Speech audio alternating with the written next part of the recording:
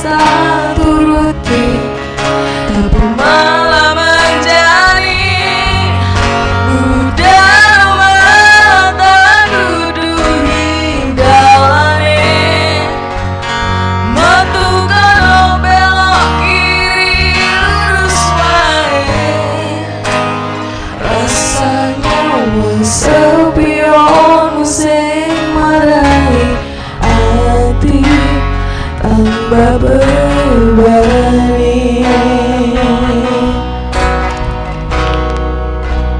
Rasanya wong sepi ono sing marai ati tambah bebani.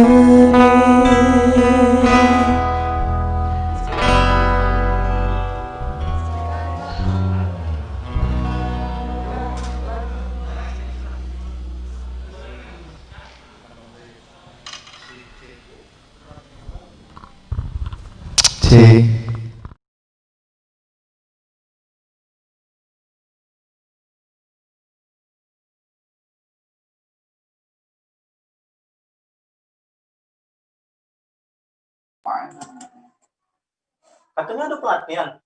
Oh ini beda.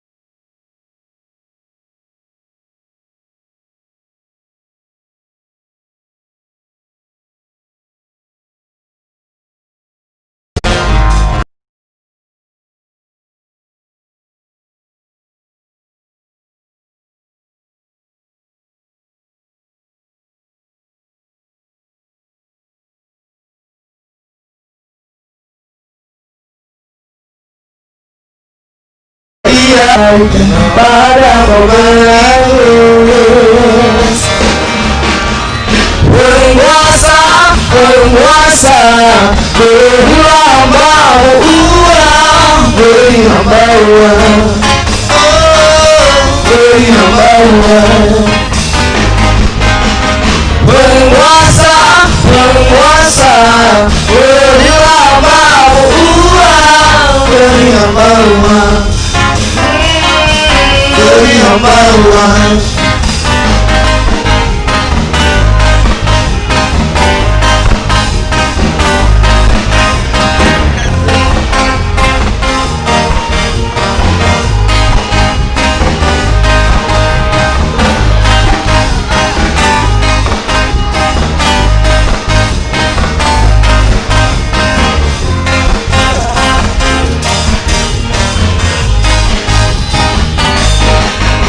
Oh ya andai kata nyata punya tentang, tentu tak ada orang yang makan banyak biaya. Oh ya andai kata orang buat diriku, untuk kau mau singgah dan bukan cuma kesenyum. Kau saja aku, bukan mengaku, pasti berjadiku. Oh singgah sayang pesawat tempurku, mendarat terus di dalam sanubariku. Penguasa, penguasa, berilah mau uang, Beri hamba uang, beri hamba uang. penguasa, penguasa, berilah mau uang, Beri hamba uang, beri hamba uang. Penguasa, berilah mau uang, beri hamba uang. Oh, beri hamba uang,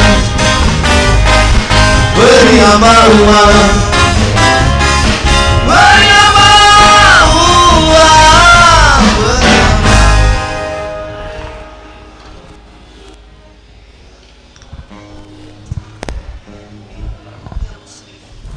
Kami ucapkan selamat datang kepada para penumpang yang sudah hadir di ruko hotel.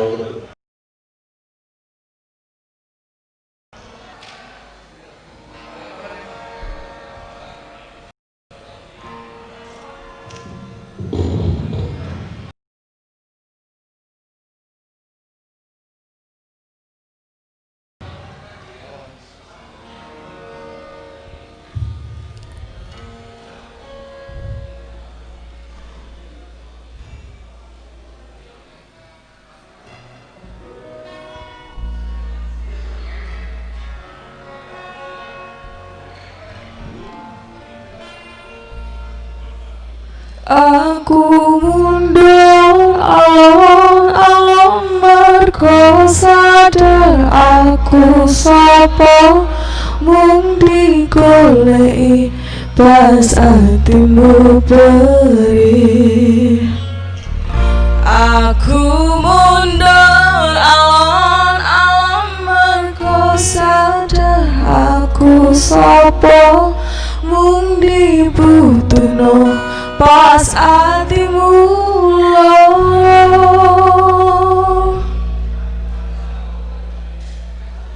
Aku ngalah dudu mergo aku wis sayang. Aku mundur dudu mergo tresnoku wis ilang. Nanging aku iki ngerteni yen dirimu lebih sayang arek kae.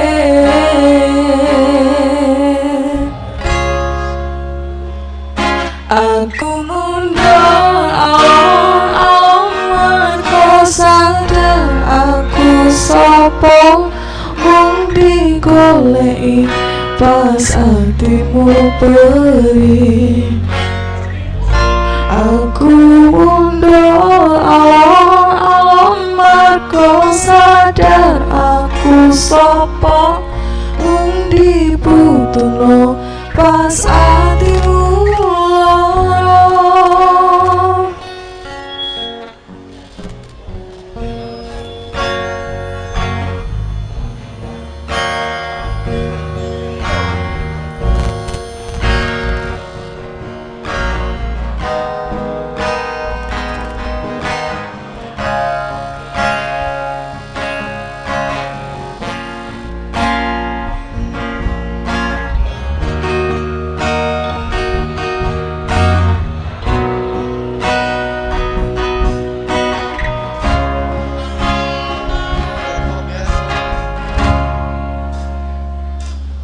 Aku Duduk moko aku dan sayang. Aku mundur duduk moko tresnoku hilang. Nanging aku iki ngerteni yen dirimu lebih sayang arek kae.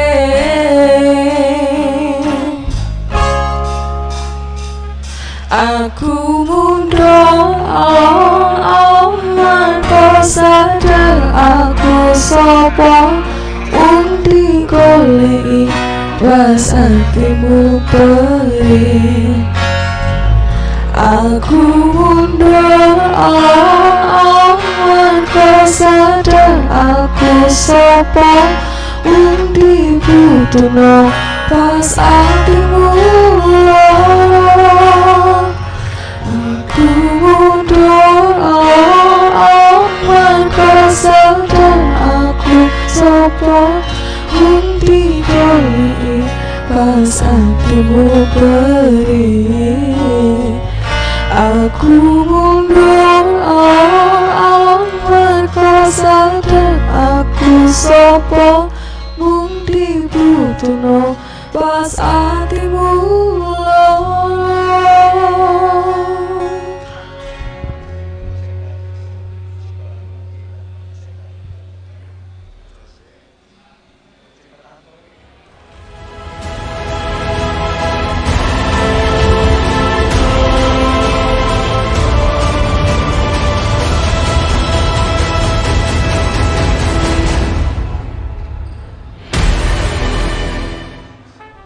Ini adalah Iqbal dan Madon, dua sahabat sejati. Mereka selalu bersama setiap waktu. Makan bareng, main game bareng,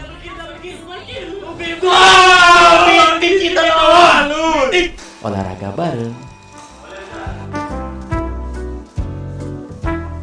dan mereka kompak dalam segala hal, seperti ngerjain teman sendiri. Kok masih nyai gemis? Masih biasa untuk nyari gitu. Tapi kami sebenarnya KPU kan ya? Oh, di KPU. Kami ini nak KPU sebenarnya ada diurus. Di mana lo KPU tuh di sini? Ah, dengar aku no. Gitu loh. Cak ulah kan. Halo, Dek. Apa, Dek? Gila tuh Usman ini dan mau lagi kumpul di mana pun. Tahu bucinan mal. Kita ada aku ini. Kita kolai be aku. Payu, cak mana cak? Cek ada nih. Biasa aja nih. Kalau udah lagi nelpon nih, kita kasih apa ke barang dia diambil dia. Coba Ya coba kasih dia. Kasih dia. Man.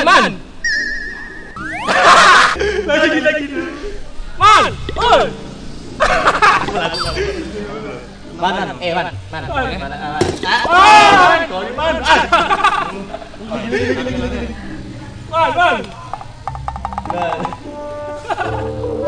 Woi, kamu nih malah aku. Modelin cewek, mereka ahlinya. Woi, ngapa kau ganggu bini aku? Mama sudah lama nunggu, Mas. Sudah, Pak. Ayo kita balik, weh. Yuk. Namun itu semua berubah ketika ada suatu kejadian. Kita bersama-sama datang ke TPS. Nah, ini ada nih calon pemimpin kita lagi don. Beliau nih amanah nih don. Apa dia baldoni di media bino cek ini aslinya kau tidak tahu. Kau tuh pilih ini no. Saya akan selalu memperjuangkan aspirasi Anda. Coblos gambar saya. No, Doni wong yang berakyat dan diuji. Apa dia kau bisa tahu galak? Emang aku tahu nih Doni memimpinnya bagus. Aku nak milih dia, kaget. Kau tuh jangan galak di budi kumbal. Milih yang tak pasti. Milih ini no. Suka aku lah nak milih yang mana? Justru kau tuh lah don kena budi. Aku tahu nih don, ini wongnya amanah dan jujur. Bukan cak pilih kau. Aku milih tuh bagus. Wah, tema bagus kau tuh lebih kemana don? Aku kurang cerdas. Aku tahu nih, aku nonton di setiap apa dia. Aku nonton dia. Nonton udah malam, itu uang deh. Ada lagi. Milih aku tuh bagus bal.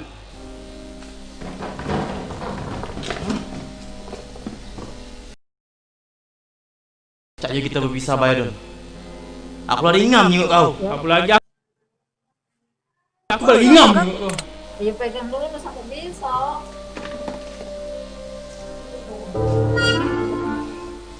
Inilah mulai belum sih? Ya. Itu. suara. Cutting. Dipegang dulu sampai bisa.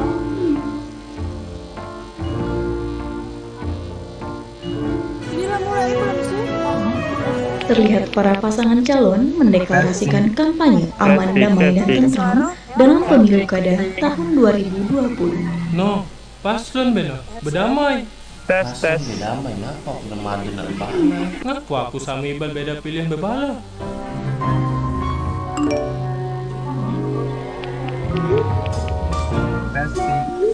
Testing. Mana man gua nang aku. Belok wae, ada lokal aku. Kela. Tes.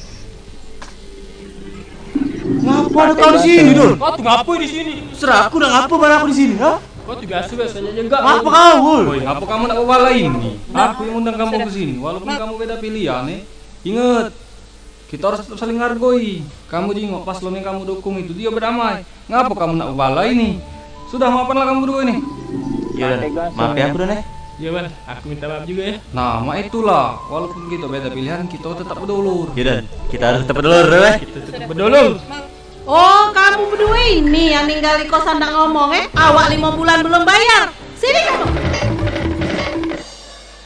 Mari kita sukseskan penyelenggaraan pemilihan Bupati dan Wakil Bupati Ogan Komering Ulu tahun 2020. Siapapun pilihanmu, kita tetap bersaudara.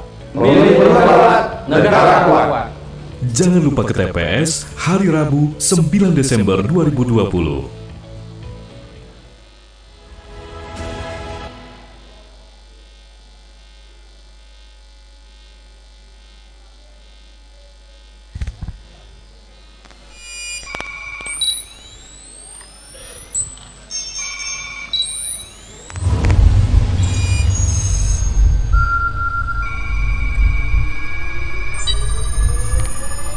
Parah dong. Nah,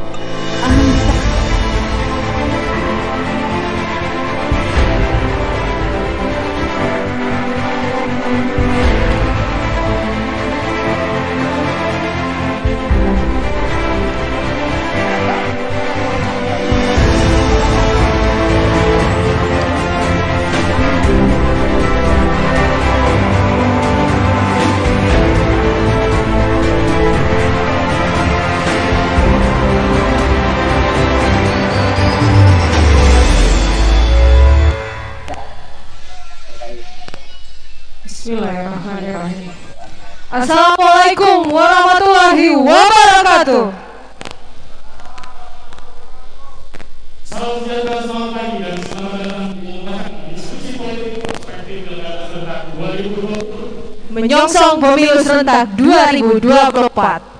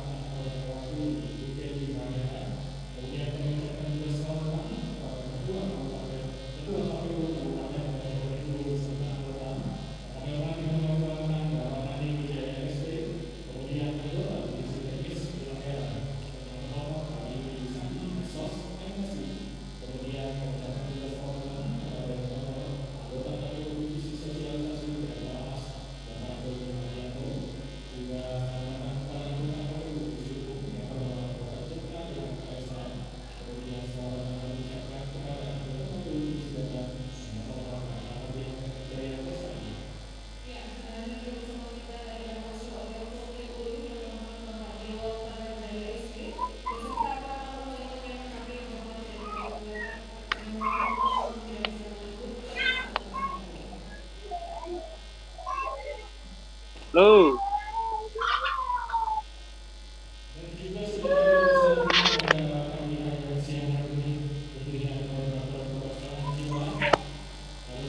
Udah undang ini. Salon. Salon itu undang salon tuh baca. Soalnya. Lo.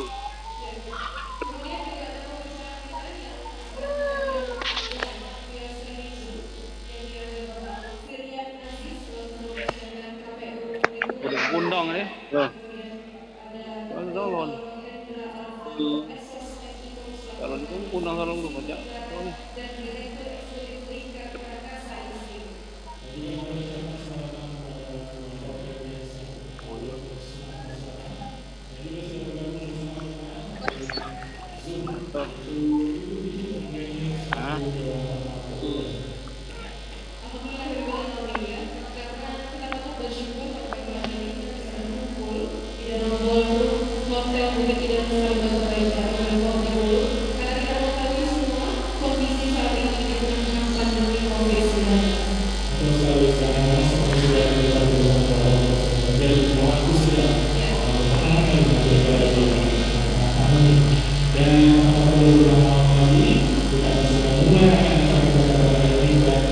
Mana suaranya ya dari KPU?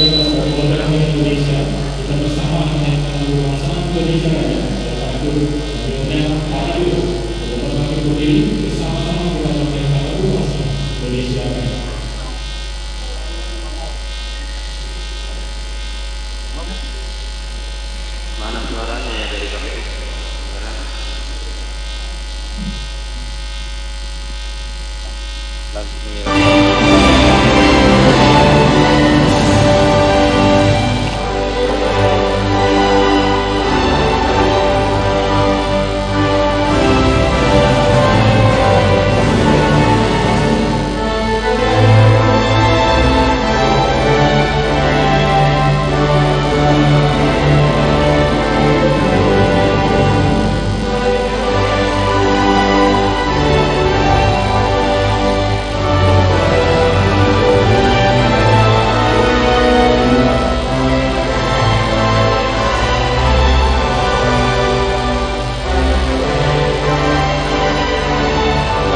Suaranya bang.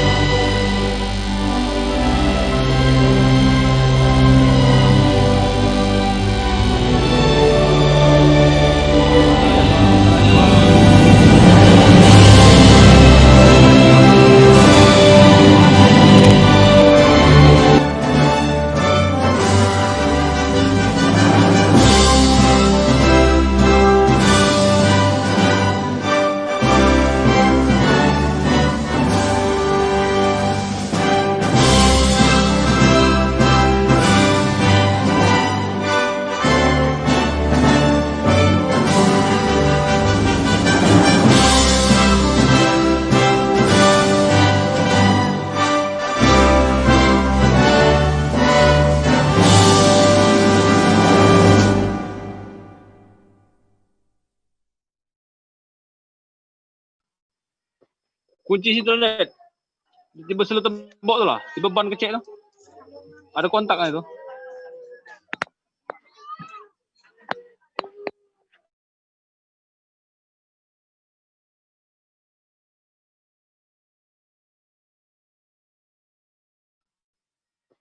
Kunci situ net. Tiba selu tembok tu lah. Tiba ban kecil tu. Ada kontaknya tu.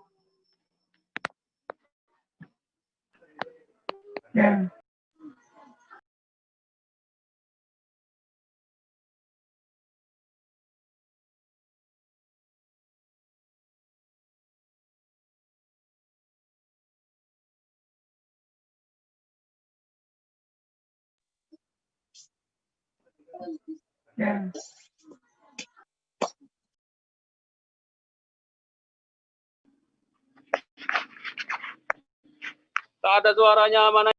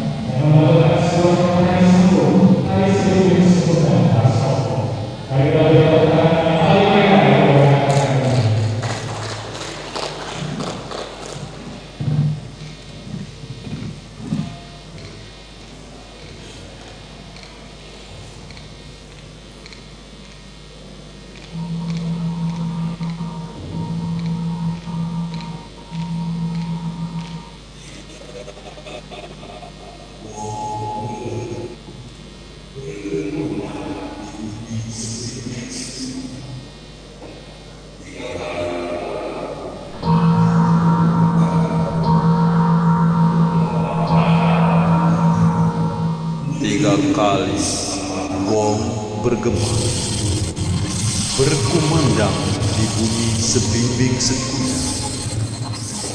Tiga kali pula hati Tuhan bukan untuk berlapang dada menerima persembahan kami.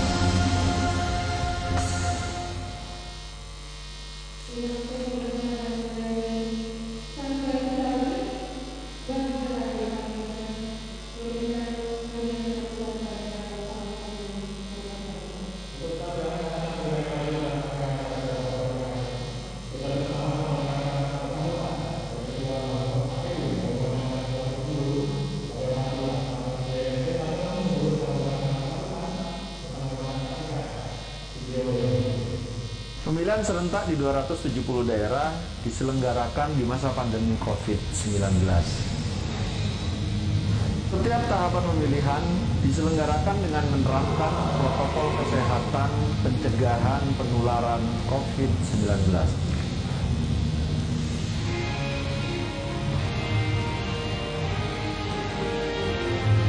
Kesehatan, keselamatan menjadi yang utama. Gunakan hak pilihmu. Rabu, 9 Desember 2020.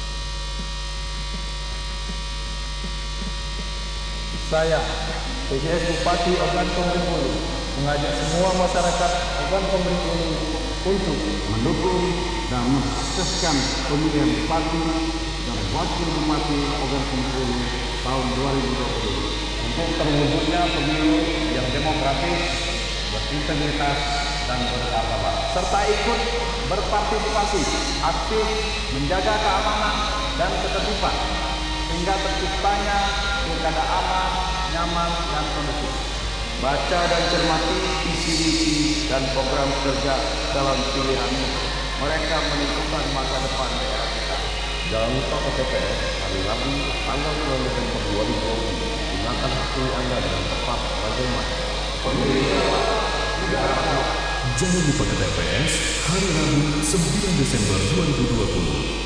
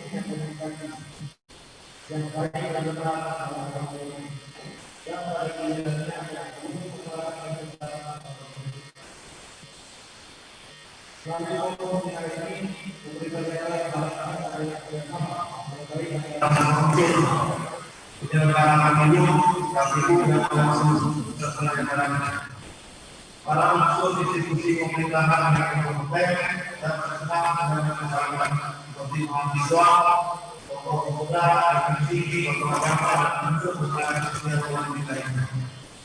Karena masalah pesta demokrasi sangat membutuhkan partisipasi masyarakat, namun bukan hanya kita melakukan keputusan suara, akan tetapi keseluruhan proses pemilihan bukan dalam hati publik. Sudah menjamin pemilu di Kabupaten Bengkulu dalam berjalan lancar, sukses, tertib, dan aman. Dan tentunya merupakan tanggung jawab bersama untuk menggerakkan potensi masyarakat dan terlibat aktif dalam mengantisipasi berbagai kendala yang dapat mengganggu keselamatan dan ketertiban kehidupan sosial yang hidup di tengah masyarakat. Selanjutnya, pertemuan pada saya menyampaikan ucapan terima kasih dan apresiasi kepada jajaran kami di Bapak terutama kepada narasumber.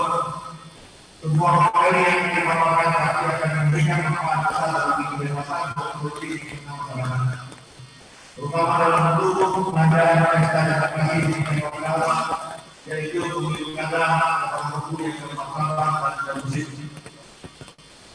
Menghadiri sambutan ini dan mengimbau kiranya kita segera dapat memanfaatkan kegiatan ini dengan semaksimal mungkin untuk menambah wawasan bidang politik dan kali bersama berkomitmen mendukung suksesnya pemilu kada yang berlaku demi kepentingan daerah.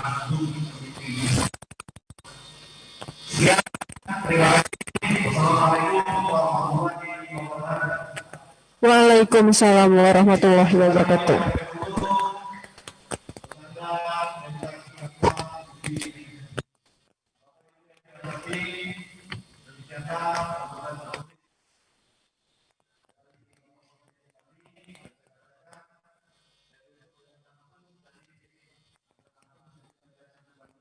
Silahkan Pak.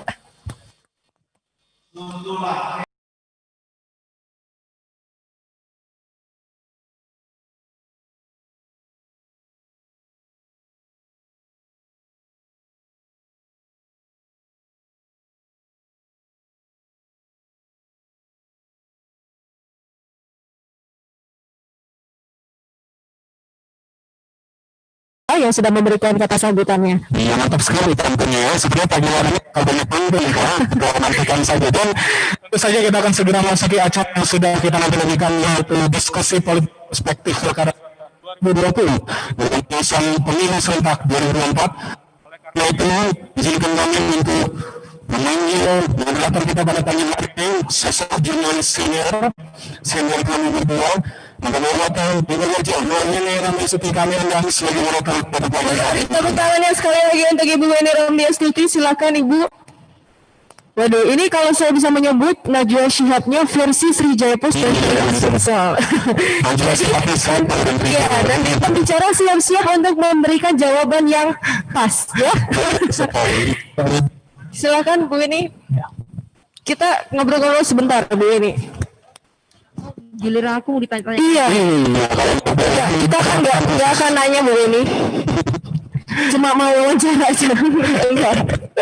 Baik, Bu Weni, dari Palembang ke Batu Raja gimana perjalanannya? Sampainya tadi malam jam 10. Dari Palembang jam hampir setengah 6. Hampir setengah 6. Oke, Bu Weni sudah menyiapkan pertanyaan-pertanyaan yang menohok nih. Sudah. Baik, tanpa berlama-lama lagi ya, Pak ya. Nanti capek nih dia berdiri lama-lama. Dan tanpa berulang lagi, kita akan segera mulai. Kita diskusi politik pada pagi hari ini akan dipandu langsung oleh Ibu Weni Ramli Astuti. Kami silakan. Baik, assalamualaikum warahmatullahi wabarakatuh. Lemes banget ya di Oku ini. Mentang-mentang kota kosong ya. Ya, mentang-mentang kota kosong lemes, enggak kan? Enggak. Saya harus sapa terlebih dahulu. Saya sengaja tak pakai masker karena enggak enak ini ditonton secara nasional. Saya harus tak pakai masker. Saya harus menyapa terlebih dahulu. Tentu yang kami banggakan Pak Sekda kita. Pak, gelarnya banyak nian. Kalau saya sebutin ketinggalan satu nanti saya kurang, saya salah. Jadi lebih baik saya sebut Pak Tarmizi, Pak ya. Baik. Kemudian tentu Ketua KPU Sumsel dulu, Ibu Kelly. Pak, Bu Kelly itu Pak Ketua KPU Sumsel yang baru datang. Bu Kelly ya. Kemudian Ketua KPU Satu nanti saya kurang, saya salah. Jadi lebih baik saya sebut Pak Tarmizi, Pak ya. Baik. Kemudian tentu Ketua KPU Sumsel dulu, Ibu Kelly. Pak, Bu Kelly itu Pak Ketua KPU Sumsel yang baru datang. Bu Kelly ya. Kemudian Ketua KPU Oku yang punya hajatan.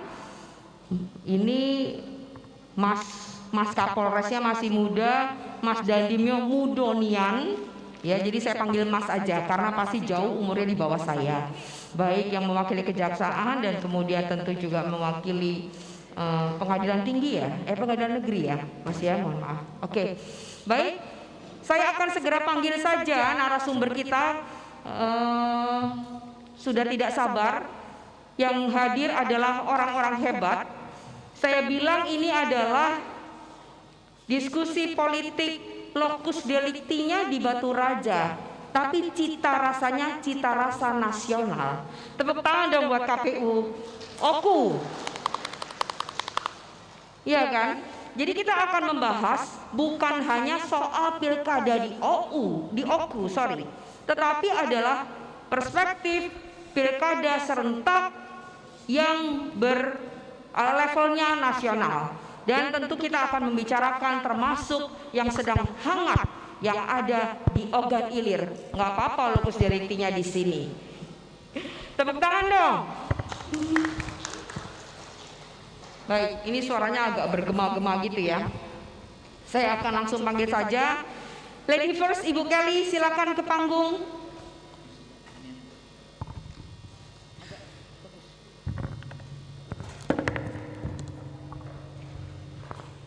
Itu Mbak Titi sudah di waiting room loh, di accept, udah.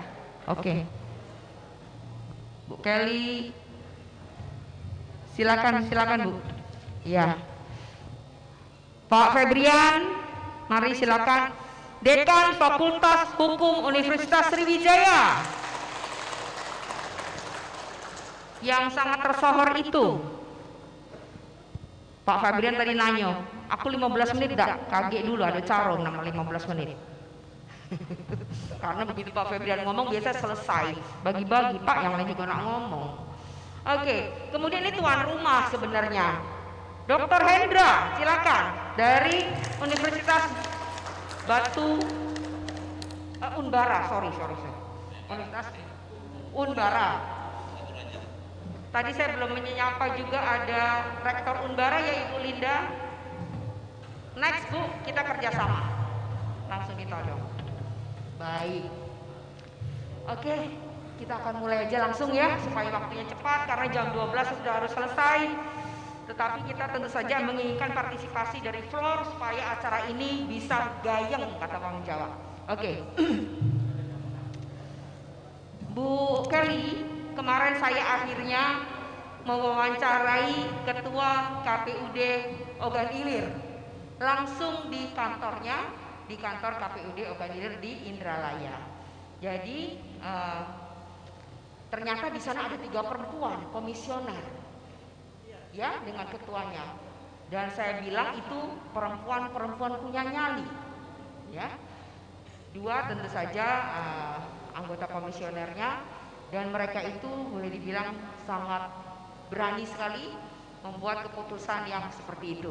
Oke, tetapi saya ini kayaknya salah karena yang harus dikasih kesempatan bicara adalah dari KPU RI. Betul Pak Firian Aziz?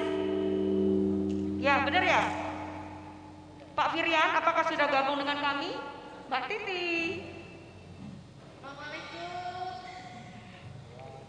Oke.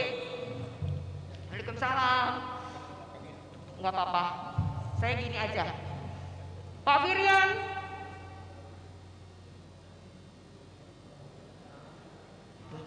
yang mana? Yang bawah, yang atas siapa? Oke, salah, saya ke sini. Baik. Belaga ya Pak Firian ya? Masih muda, banyak tabungannya juga. Oke. Itu kelakar Palembang. Pak Firian, coba apakah Anda bisa langsung memberikan pandangan tentang perspektif pilkada serentak dari versi KPU RI? Karena bagaimanapun the show must go on. Sementara banyak yang tidak setuju dan tetap jalan. Silakan Pak Firian. Baik, terima kasih Mbak Najwa Sihab Oku. Bapak Ibu sekalian, saya ingin cek sound dulu apakah terdengar dengan baik.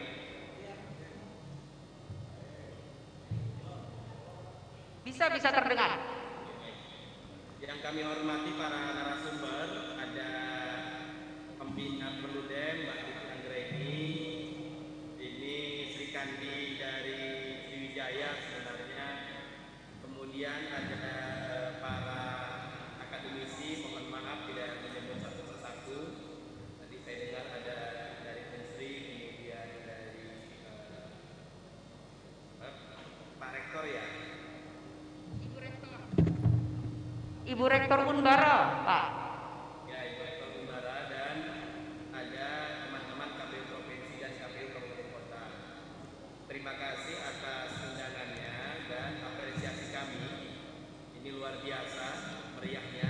Cuman saya izin mengingatkan yang secara luring berkumpul di ruangan itu mohon tetap menjaga jarak ya, menjaga jarak dan bisa tidak bersentuhan demi kebaikan kita. Bapak Ibu sekalian, saya singkat saja melihat narasumber ada beberapa orang. Saya batasi untuk menyampaikan paling tidak 3 hal. Yang pertama, mengapa pilkada dilanjutkan? Apakah KPU tidak mempertimbangkan aspek kesehatan dan keselamatan masyarakat? Poin penting yang ingin kami sampaikan terkait dengan pertanyaan ini adalah sejatinya komitmen kita sama.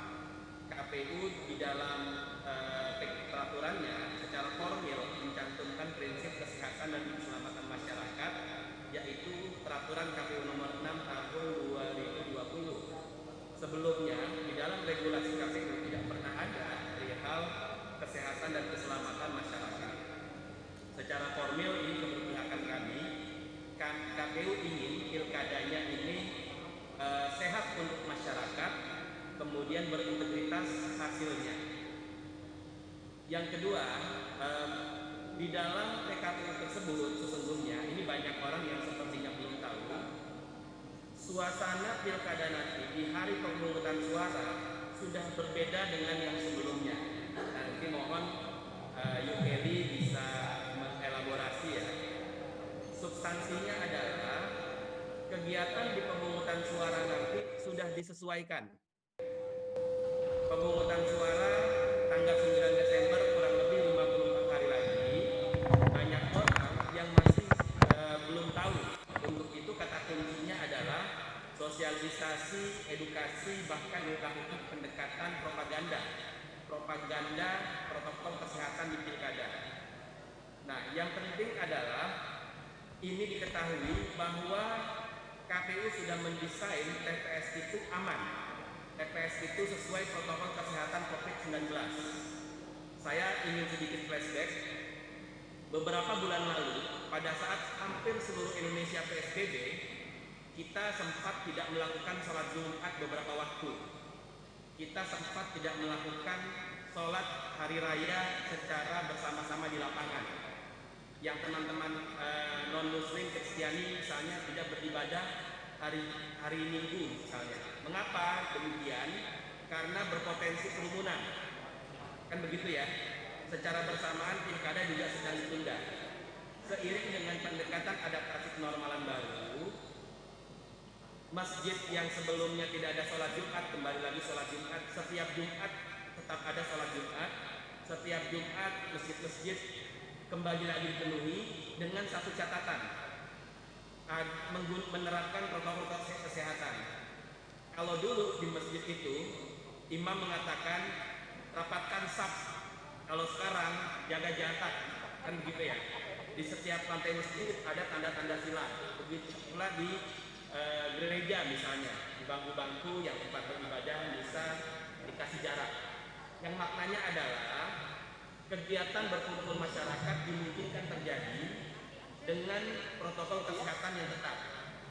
Kalau itu bisa dilakukan, termasuk juga di pasar, tentu pilkada juga bisa dilaksanakan selama menerapkan protokol kesehatan. Nah, ini sudah diatur. Karena waktu singkat, nanti Kelly mohon berkenan menambahkan. Ada 9, ada 12 hal baru di TPS.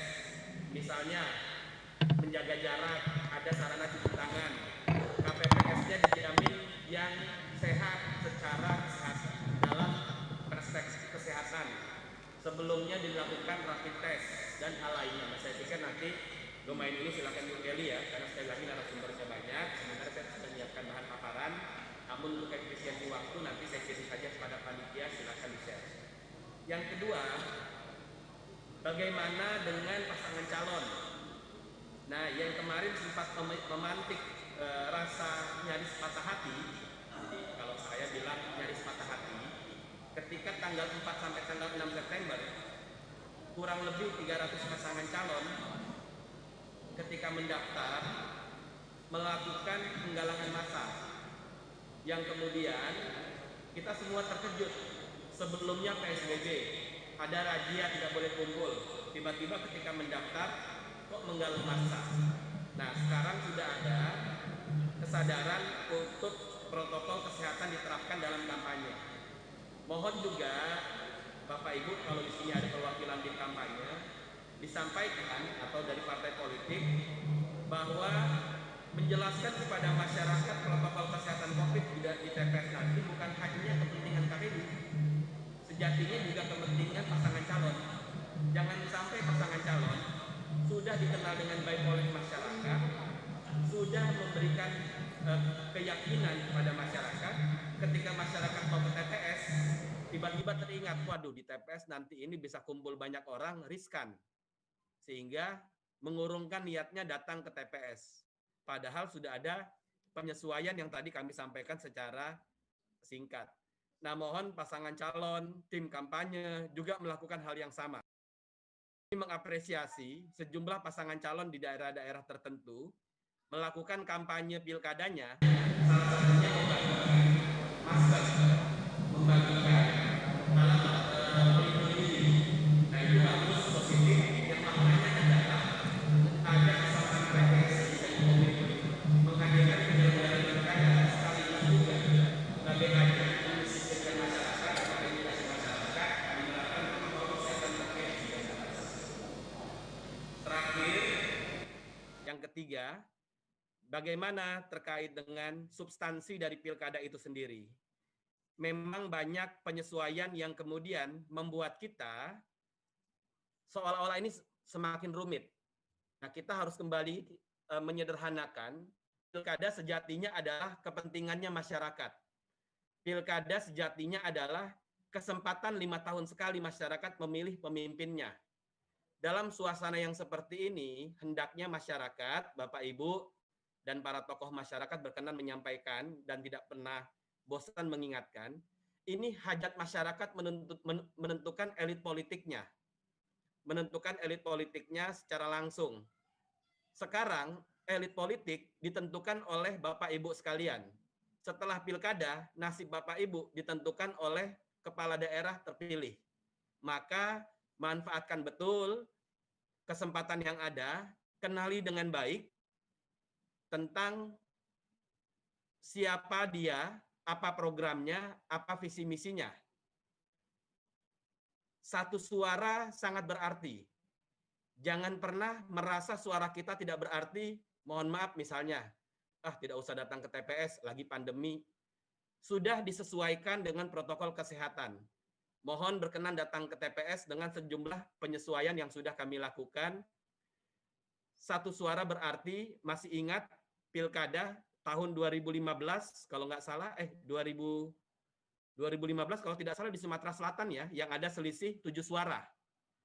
Pilkada wali kota, kalau saya tidak salah. Pemenang pertama dan kedua selisih 7 suara. Bapak Ibu bisa bayangkan, yang tidak terpilih, membayangkan hanya kalah dengan 7 orang yang berbeda yang tidak memilih dia. Maka sangat berarti satu suara dari setiap Bapak Ibu sekalian, gunakan secara sungguh-sungguh.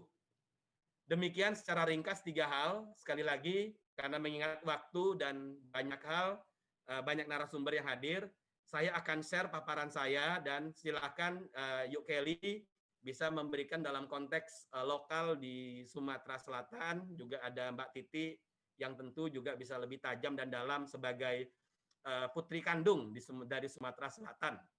Dan Bapak Ibu sekalian, para akademisi, saya mohon maaf apabila ada hal yang kurang berkenan. Terima kasih. Assalamualaikum warahmatullahi wabarakatuh. Terakhir, saya lihat di sini ada rekan-rekan PPK PPS.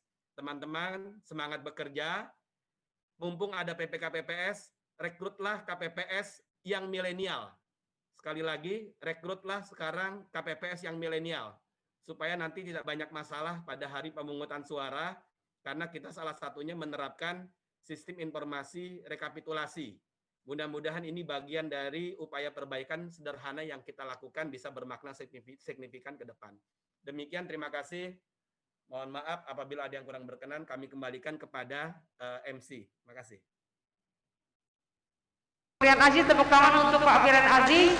Meskipun secara virtual, secara daring kita bisa mendengar cukup jelas apa yang diungkapkan oleh Pak Firian. Nanti akan dielaborasi sedemikian rupa sesuai konteks Sumatera Selatan, khususnya untuk Pilkada Oku. Begitu ya Bu ya? Baik, tapi kita akan terlebih dahulu ke Titi Anggraini. Titi Anggraini ini adalah Dewan Pembina Perludem yang selalu galak, yang selalu berkomentar pedas, pahit tentang penyelenggaraan Pilkada serentak. Mbak Titi. Oke, suaranya cementarian. Oke, silakan Mbak Titi, bagaimana Anda yang selama ini bersuara kritis tetapi akhirnya tidak bisa mematahkan Pilkada serentak akan tetap terselenggara pada 9 Desember 2020. Ya, terima kasih Ibu Eni. Assalamualaikum warahmatullahi wabarakatuh. Jadi biasanya orang yang kritis itu akan selalu menjadi pengingat dan memotivasi pihak-pihak yang disoroti untuk menunjukkan kinerja terbaik. Tadi Pak Firian misalnya sudah menyampaikan dan meyakinkan kita bahwa KPU sudah melakukan semua hal yang maksimal yang mereka bisa lakukan untuk memastikan Pilkada 9 Desember nanti berjalan dengan sehat. Jadi bukan hanya sehat kompetisinya, tapi juga secara harafiah sehat orang-orang yang ada di dalamnya, pesertanya, penyelenggaranya, dan termasuk pemilihnya. Nah, tentu untuk mendapatkan pilkada yang sehat itu proses kita masih panjang, Ibu Eni. Apalagi ada kecenderungan misalnya, semakin mendekati hari pemungutan suara, maka tensi itu semakin tinggi. Karena waktu untuk meyakinkan dan juga menjangkau pemilih itu kan semakin sempit. Dan kalau kita lihat data, biasanya potensi kecurangan itu justru menguat ketika mendekati hari pemungutan suara atau masa tenang yang bikin tidak tenang begitu. Nah, disinilah kemudian yang bagi teman-teman di KPU, baik KPU RI, KPU Provinsi, KPU Kabupaten Kota di Sumatera Selatan, khususnya Oku, bagaimana kita tidak lengah. Karena perjalanan ini meskipun kurang dari 2 bulan, tentu masa-masa krusial itu adalah kalau kami hitung 14 hari sebelum masa tenang, dan juga masa tenang, serta pada hari pemungutan suara. Simulasi terus-menerus untuk mengantisipasi, memetakan potensi masalah itu harus terus dilakukan. Kita tidak boleh berpuas diri karena misalnya kemarin ketika pengundian nomor urut, penetapan paslon, semua menunjukkan kepatuhan.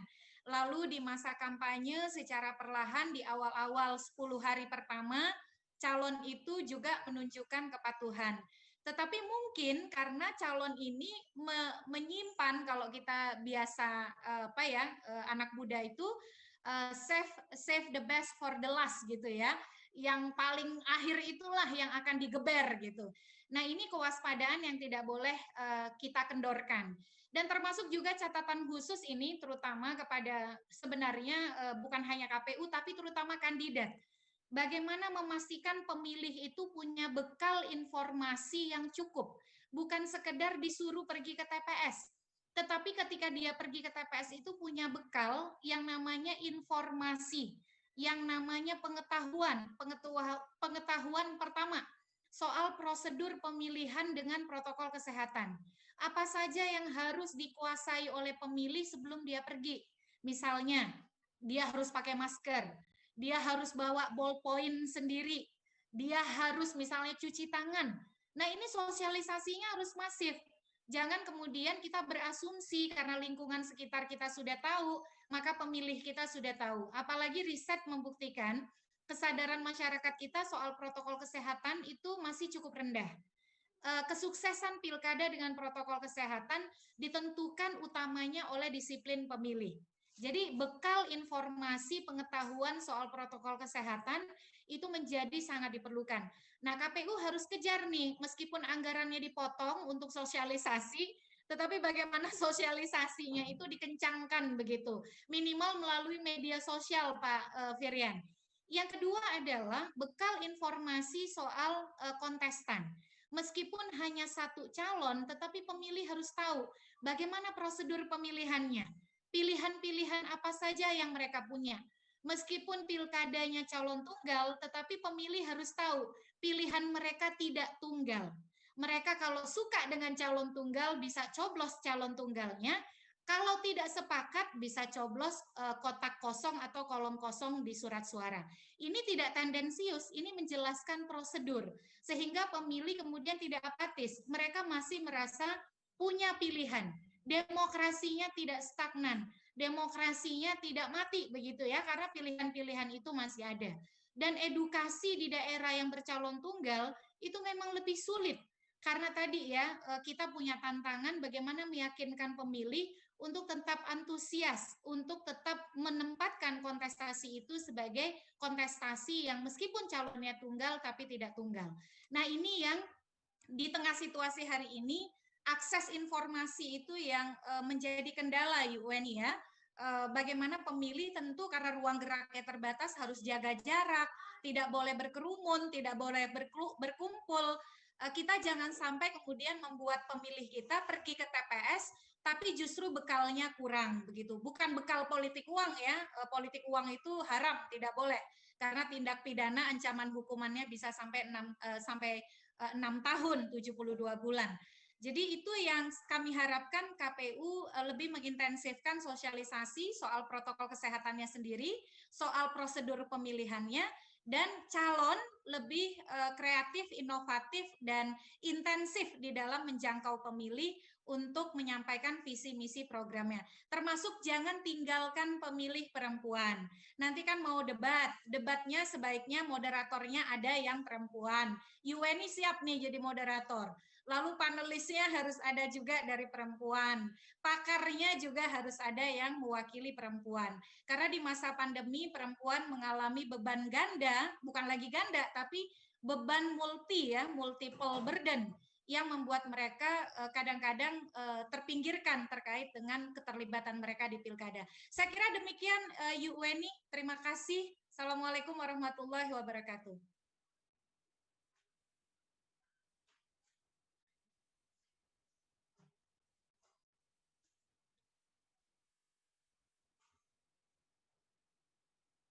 Sekarang saya mau ke siapa dulu ya? Pak Febrian. Pak Febrian, Bu Kelly juga sudah siap dengan catatannya. Tunggu dulu Pak Febrian, minum dulu boleh. Pak Febrian, Anda ini melihat pilkada serentak yang the show-nya harus betul-betul terjadi. Apakah memang sudah tepat? Kalaupun Anda bersuara sebagai kritisi, sebagai pengamat, toh tetap berlangsung juga. Tetapi kalau tidak, edukasi apa sih yang bisa kita dapatkan, saya sebagai masyarakat biasa, ya kan, sehingga bisa paham betul memang harus terselenggara. Kalau enggak, memang apa aja sih yang dirugikan? Misalkan, saya meminjam istilah dari, saya lupa, Dirjen di Mendagri, siapa namanya itu? Jadi dia bilang begini, pilkada kenapa harus tetap terselenggara pada tahun ini? Karena kalau tidak, Kemendagri itu mengkhawatirkan akan ada banyak sopir cadangan yang tidak firm pada tugas-tugasnya, yang terlalu lama menjabat, sehingga nanti dikhawatirkan akan mengganggu urusan kepemerintahan dan sebagainya. Apakah memang itu alasan yang paling tepat? Sementara kita masih pandemi, dan tetapi Indonesia adalah negara terakhir, betul Pak Dokter, yang menyelenggarakan pemilihan umum, artinya yang pilkada itu pada tahun ini. Yang lain sudah berlangsung, bahkan di USA sana nanti bulan November si Donald Trump dan Joe Biden seperti itu kan. Ya. Nah, bagaimana Pak Febrian memandang ini sehingga masyarakat tuh ngeh betul gitu. Memang mau tidak mau, karena kalau tidak kan maka kemudian biarpun di sini kota kosong boleh dibilang, tetapi kan masyarakatnya harus diedukasi. Kita sering kali lupa bahwa sebenarnya yang harus merayakan itu masyarakat. Ini semua fokusnya kepada calon. Benar nggak sih? Silakan Pak Febrian. Tepuk tangan dulu buat Pak Febrian.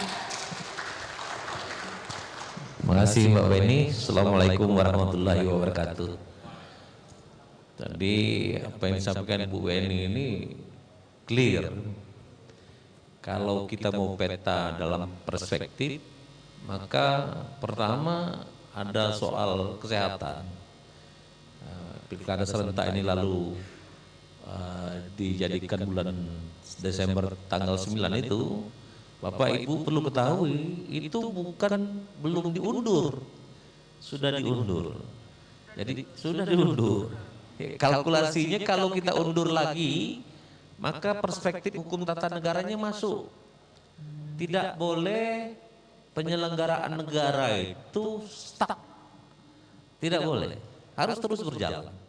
Oleh karenanya konsep pandemi ini lalu sampai ke adaptasi baru. Sehingga regulasinya itu ke arah sana. Nah dari sisi ini saya sampaikan bahwasanya tanggal 9 Desember itu pertama mari berbondong-bondong. Karena ini akan menyangkut perspektif kedua. Apa itu? Soal keadilan demokrasi.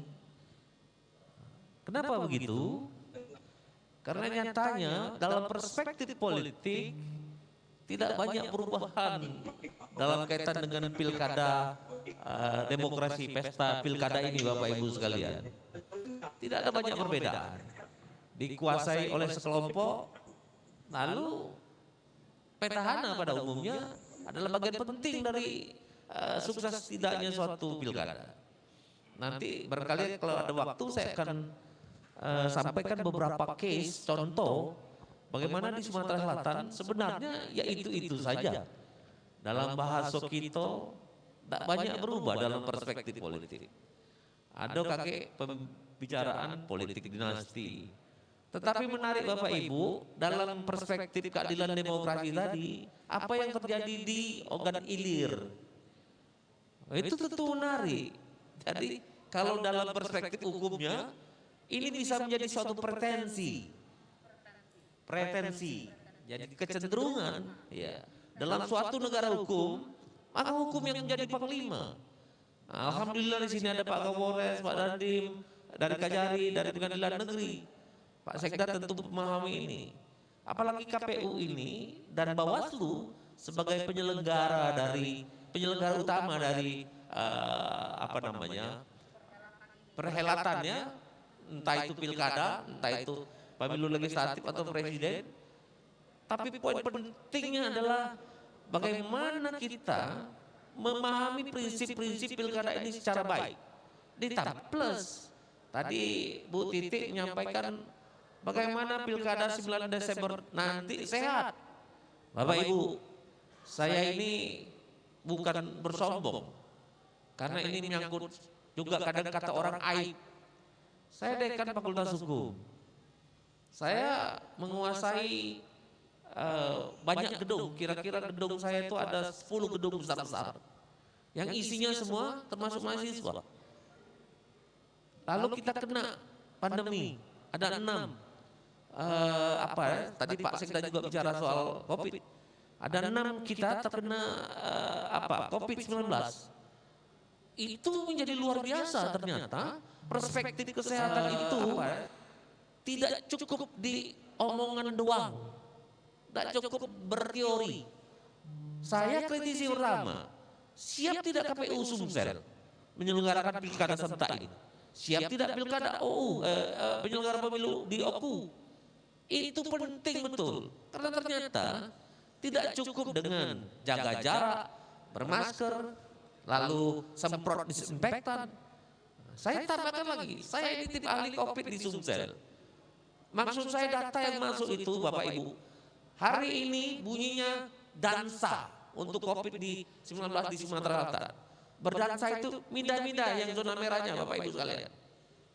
hari ini. Nah, Pak Kapolres dan ini tentu dalam Kamtipmas kita itu akan dapat laporan report kondisi COVID-19 hari ini. Berdansa dia pindah zonanya. Maksud saya adalah memang dinamika kependudukan itu luar biasa dan itu menjadi tanggung jawab utama dari penyelenggara pemilu. Nah, bagaimana nanti sukses di 9 Desember kalau kita ingin kotak kosong itu tidak cuma kotak kosong. Tadi saya bicara dengan Adinda mengenai mata pilih di OKU ada 258 DPT belum ditetapkan, lalu kita harus 50% plus. Kira-kira datang tidak? Karena Bapak Ibu sekalian, saya tidak berandai-andai Bu Eni ya, di kalangan kami para pengamat itu kotak kosong itu diandaikan omong kosong. Nah, lalu mana? Pilkada ada, tapi tidak terasa suasana pilkadanya. Jadi kota pilkada omong kosong. Nah, ini semua menjadi tanggung jawab kita. Di ruangan ini juga tanggung jawab kita. Pers juga begitu. Apa maksud saya? Bahwasanya mengkritisi itu bagian dari demokrasi. Mengingatkan terus kawan. Ini Bu Kelly, saya katakan mengawasi itu preventif salah satunya. Tidak cuma represif. Kalau yang dilakukan oleh kawan di OI itu namanya pengawasan represif. Ada pelanggaran hukum? Tidak. Alhamdulillah kalau tidak ada anasir lain. Ini banyak KPU di sini ya. Kalau ada anasir lain yang melanggar etika pemilu, sudah lebih berat dokumennya tuh. Saya tahu persis karena saya ini berkecimpung di pemilu ini puluhan tahun sudah. Penyelenggara pemilu itu akan diberikan sanksi yang lebih berat dari yang penerima sanksi, termasuk paslon. Nah, Bapak Ibu sekalian, kalau kita melihat, boleh sedikit lagi Mbak Beni ya, kalau kita melihat perspektif pemilu kada di Sumatera Selatan, kita bisa berhitunglah, ada kelompok-kelompok yang memang membedakan. Itu namanya zona politik. Misalnya di daerah Mura, bisa kita kelompokkan berbeda dengan Oku Raya ini, dengan Oku Selatan, Oku Timur. Lalu ada yang kelompok di di Palembang ya. Nah, itu menarik misalnya posisi Pali di mana. Karena zona politik ini lalu penting, ternyata memang ada kekhasan masing-masing. OI itu Bapak Ibu, saya ingin sampaikan di situ Unsri ada. Pusat dari kantornya administrasi Unsri itu bukan di Palembang Bapak Ibu, di Indralaya. Nah, saya kencang saya buka di Indralaya. Tetapi gaya kita di Indralaya berbeda dengan gaya kita di Palembang. Nah, jadi pilkadanya juga seperti begitulah. Nanti Bu Kelly barangkali karena barangkali kawan-kawan dari OI tidak ada, bisa bercerita. Jadi saya ada orang-orang di Indralaya juga kadang-kadang sedih juga. Ya itu aja lah putar-putarnya saya. Begitu. Nah, kalau kita pindah sedikit, saya tambah dikit yang saya kritisi. Di Mura dan Muratara, wah itu luar biasa pertarungan, walaupun itu juga di Muratara juga itu juga sih sebenarnya ada PLH dulu, PLT, PJS dulu, Pak Akis, lalu ada Pak Sarip yang sekarang petahana, lalu Devi juga sebagai penantang wakil bupatinya. Itu dinamika politiknya luar biasa. Di sisi itu Bapak Ibu, soal stay safe ini, soal kita diam lalu kita sehat, itu menjadi luar biasa. Kenapa begitu? Nah, ini dia kuncinya. Tidak ada pasangan calon yang tidak ingin pemilih ekstrimnya tidak datang ke TPS. Karena satu suara itu sangat penting. Yang terjadi di masyarakat, uang ambil, datang nanti dulu. Sejauh mana kepentingan dia lalu ikut campur. Itu politik praktis. Padahal Bapak Ibu sekalian, yang namanya politik dalam perspektif teori tidak ada lain adalah pemilihan nilai-nilai yang baik. Menerapkan nilai-nilai yang baik untuk berkeadilan demokrasi supaya mencapai pemerintahan yang tertib menuju perdamaian. Kita kadang itulah yang terjadi sampai dengan detik-detik ini. Barangkali itu dulu gambaran umum saya, karena banyak bisa kita bedah Bu Weni. Terima kasih. Ya, terima kasih, tepuk tangan buat Pak Febrian, luar biasa sekali. Baik. Nah, sekarang akan kita uji apa omongan Pak Febrian ini, juga untuk menguji ini. Saya bertanya-tanya ya, mengapalah kawan saya ini memberi judul yang menarik, komunikasi politik dan politik komunikasi dalam perspektif pilkada serentak. Kaget dulu dong, saya ceritakan mic itu. Ya kan? Apakah komunikasi politik yang baik itu akan menghasilkan sedikitnya paslon? Apakah memang begitu akhirnya maksudnya berhasil? Karena semakin sedikit paslon, mungkin akan semakin sedikit juga dinamika. Dan apa yang terjadi di Oku setahu Anda? Silakan. Buka dikit nih maskernya. Bismillahirrahmanirrahim. Assalamualaikum warahmatullahi wabarakatuh. Salam sejahtera untuk kita semua. Terima kasih. Saya memanggil beliau ini Mbak Hajah, kadang Bu Hajah gitu. Karena dulu kita sering ada menjadi wartawan muda di bawah bimbingan beliau-beliau ini. Saya kira ada apa yang disampaikan oleh Kanda Febrian tadi, ada perspektif berpikir yang memang harus kita terus gaungkan ya gitu, kita literasikan. Kenapa? Karena ketika kita bicara politik di satu sisi, itu kan ada dua muara pertemuan gitu. Ketika pelaku politik bicara politik dengan tujuan-tujuan idealnya, dengan tujuan-tujuan baiknya, maka di sisi lain orang-orang yang melihat proses itu ya selalu berpikir bahwa politik itu adalah sesuatu yang jahat. Nah, saya ingin mengatakan bahwa muara ini harus dipertemukan dalam ruang komunikasi. Jadi tidak boleh tokoh-tokoh politik atau pelaku politik itu hanya berpikir tentang politik komunikasi, tapi sebaliknya juga harus berkomunikasi, mengkomunikasikan politik itu secara baik. Banyak orang mengatakan kadang-kadang masyarakat kita juga perlu diliterasi. Adinda Naning itu pernah didatangi banyak orang ke kantornya,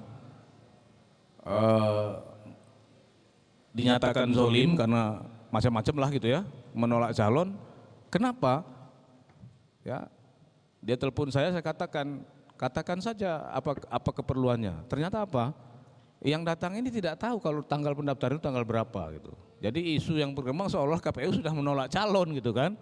Nah ini menurut saya perlu juga disampaikan gitu ya, bahwa contoh misalnya di OI itu dinamika politiknya luar biasa. Kenapa?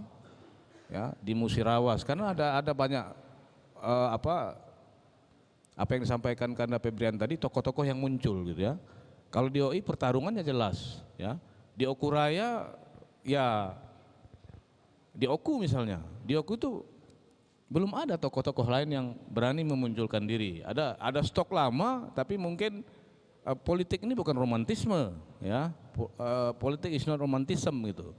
Jadi mungkin ada proses-proses juga. Jadi ketika ada tokoh-tokoh misalnya mengatakan kenapa di Oku Selatan atau di Oku Indo ini kolom kosong ya, wah demokrasi dirampas dan seterusnya, saya kira itu juga proses kebebasan berpendapat boleh-boleh saja. Tetapi akan sangat disayangkan ketika pada konteks komunikasi politik, orang yang menyatakan seperti itu dia memahami proses politik ya partai politik itu kan rasional ya. Ada 3 menurut saya dalam proses kontestasi politik ini yang dilihat oleh partai politik itu terhadap paslon ya, dan ini terjadi dalam ruang komunikasi politik. Yang pertama apa? Yang pertama, apakah paslon ini clear secara hukum ya, clear secara politik itu, tidak ada hal-hal yang tersangkut ya, walaupun dalam konteks misalnya bersinggungan dengan hukum ada tahapan-tahapan ya, sampai kepada kalau meminjam istilah beliau mungkin ingkrah dan seterusnya. Jadi ada proses yang diperbolehkan undang-undang. Yang kedua, apakah paslon ini memiliki political cost yang kuat? Dan itu harus rasional, karena politik memerlukan biaya. Dan yang ketiga biasanya pengalaman kita Saya sudah hampir 20 tahun menjadi lembaga survei gitu di pilkada dan di beberapa pemilu.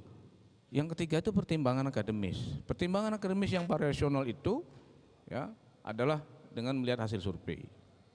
Nah, pada konteks ini biasanya disampaikan kepada publik melalui ruang-ruang yang digunakan sebagai media komunikasi.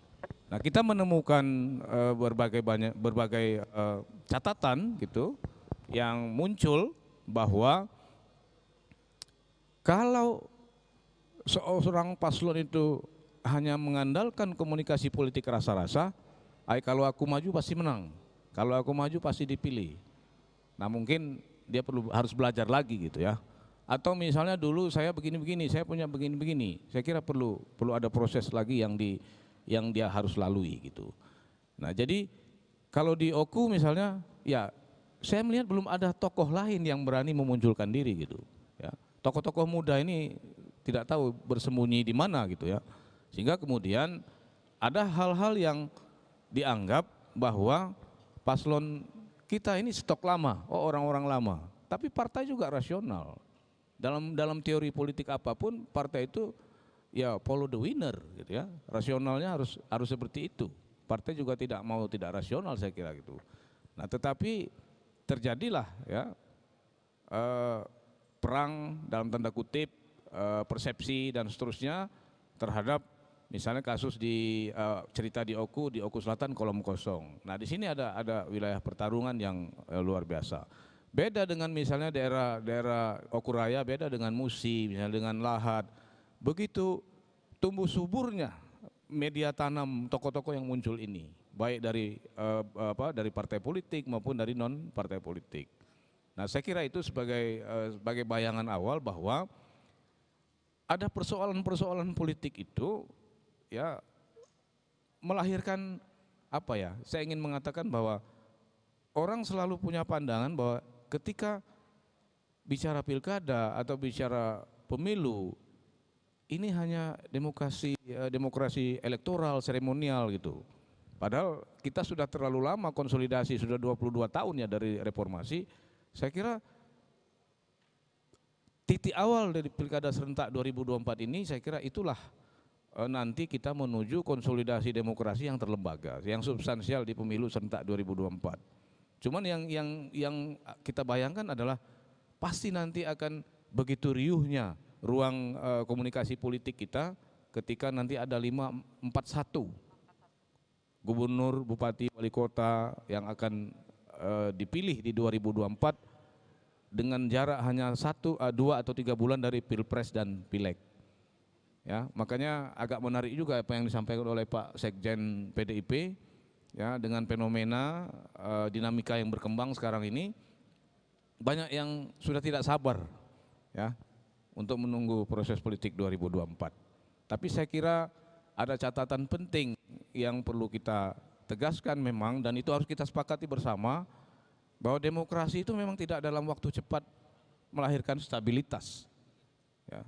Tapi insya Allah dalam waktu jangka panjang harapannya demokrasi itu akan melahirkan sebuah keteraturan. Dan saya kira starting pointnya di Pilkada Serentak 2020. Terima kasih Mbak Haja. Oke, baik, terima kasih Dr. Hendra. Kita beri tepuk tangan pada Dr. Hendra. Sebenarnya saya udah nggak sabar mau nanya lagi ke Pak Febrian, tapi ini giliran Bu Kelly dulu lah ya, karena Bu Kelly harus biar tambah panas nih. Bu Kelly, karena tadi sudah diberikan kepercayaan oleh Pak Firian Aziz, bagaimana sih Bu Kelly? Sekarang masa yang berat Bu Kelly ya?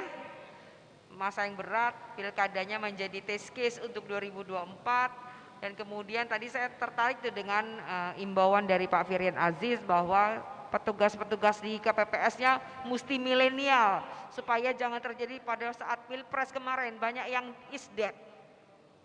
Silakan Bu Kelly.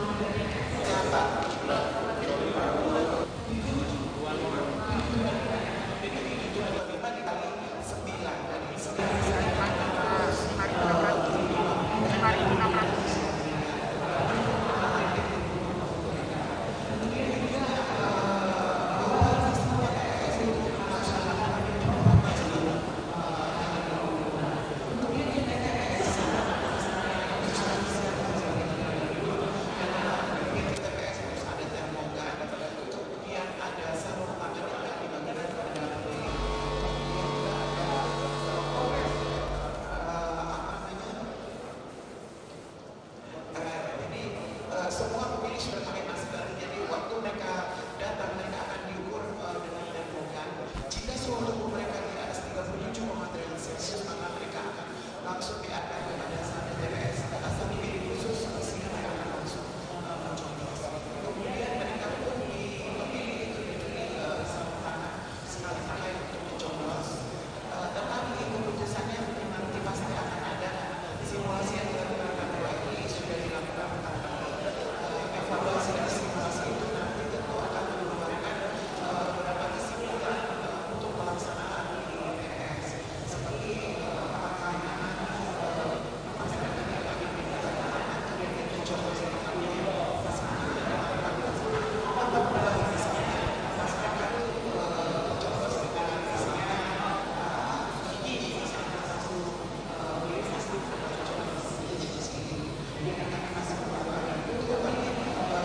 semua sudah diatur bahwa penerapan protokol kesehatan itu akan dilakukan baik untuk pemilih maupun untuk penyelenggaranya yang semua akan dilengkapi dengan APD. Jadi masuk ke apa namanya yang ini bahwa yang dikatakan Mas Didi yang tadi bahwa petugas KPPS ini adalah petugas milenial dengan dikeluarkannya persyaratan di aturan baru bahwa persyaratan umur adalah antara 25 sampai 50 tahun, 20 sampai 50 tahun, jadi maksimum 50 tahun. Yang pertama, kenapa mungkin juga apa yang dikatakan Pak Febrian, faktor usia itu pengalaman di pemilu 2019 banyaknya yang jatuh sakit ya, setelah itu walaupun di pilkada ini mungkin tidak terlalu lama, hanya ada satu surat suara. Kemudian yang kedua adalah kemungkinan besar akan dilakukannya RK. Jadi RK ini menggunakan teknologi informasi sehingga perlu anak-anak muda yang masih fresh tentu yang bisa menggunakan peralatan-peralatan yang canggih seperti misalnya bagaimana mereka nanti bisa memfoto hasil dari penghitungan suara itu dengan benar sesuai dengan aturan teknologi itu, kemudian bagaimana mereka mengupload, kemudian bagaimana mereka bisa men-share para saksi dengan teknologi atau dengan HP Android mereka seperti itu. Jadi itu salah satu tujuan utama dan kenapa juga petugasnya adalah petugas KPPS yang milenial. Tentu itu salah satu hal yang membuat alasan itu dinyatakan. Oke, baik, itu berarti memang sudah demikian detail apa yang sudah dipersiapkan oleh simulasi dalam sehingga dikatakan nanti bagi penyelenggara semuanya sesuai. Baik, kita berikan kepada kita ini.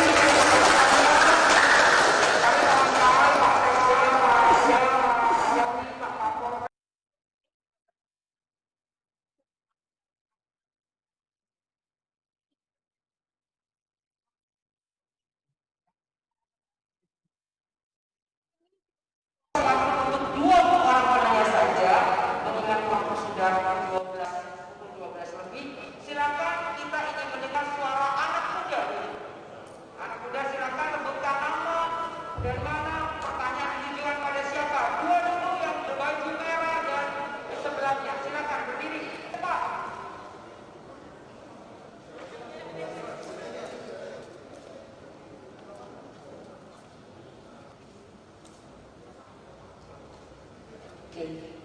Assalamualaikum warahmatullahi wabarakatuh. Perkenalkan, nama saya Syakir Hido, perwakilan dari Gerakan Mahasiswa Nasional Indonesia GMI Kongo. Di sini tadi sudah dijelaskan oleh salah satu pembicara yaitu Ibu Ida Anggraini, di mana pada saat pilkada ini nanti diharapkan pilkada juga sosialisasinya harus masif, kemudian harus ada beberapa informasi dan akses informasi yang cepat. Nah di sini saya tanyakan program apa saja yang sudah dilakukan oleh KPU Kabupaten Kongo, kemudian apa saja yang telah dan akan dilakukan oleh KPU terkait dengan sosialisasi di media sosial. Karena kita lihat banyak isu-isu frekuensi di Dan saya lagi melihat media sosial KPU di Kabupaten Bogor, khususnya di Instagram, Facebook, YouTube dan lain semacamnya, itu agak kurang aktif. Kemudian peran influencer karena beberapa bulan kemarin Mendagri sudah menginstruksikan bahwa influencer harus ikut dalam berpartisipasi untuk meriahkan pilkada 2020 ini. Nah, terus dari KPU apa saja yang akan diambil untuk sosialisasi lewat media sosial itu tadi. Terima kasih. Wassalamualaikum warahmatullahi wabarakatuh. Baik, selanjutnya.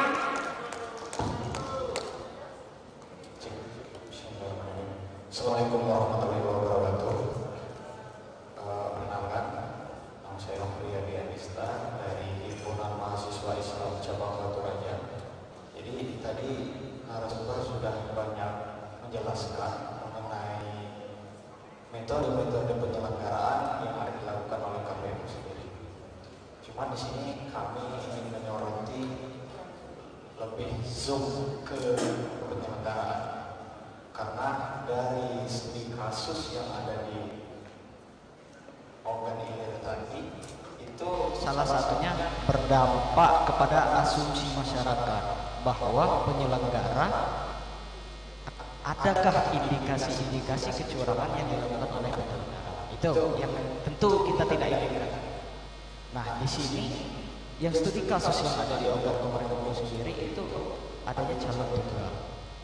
Jadi antara calon tunggal dan lawan kotak kosong. Tentu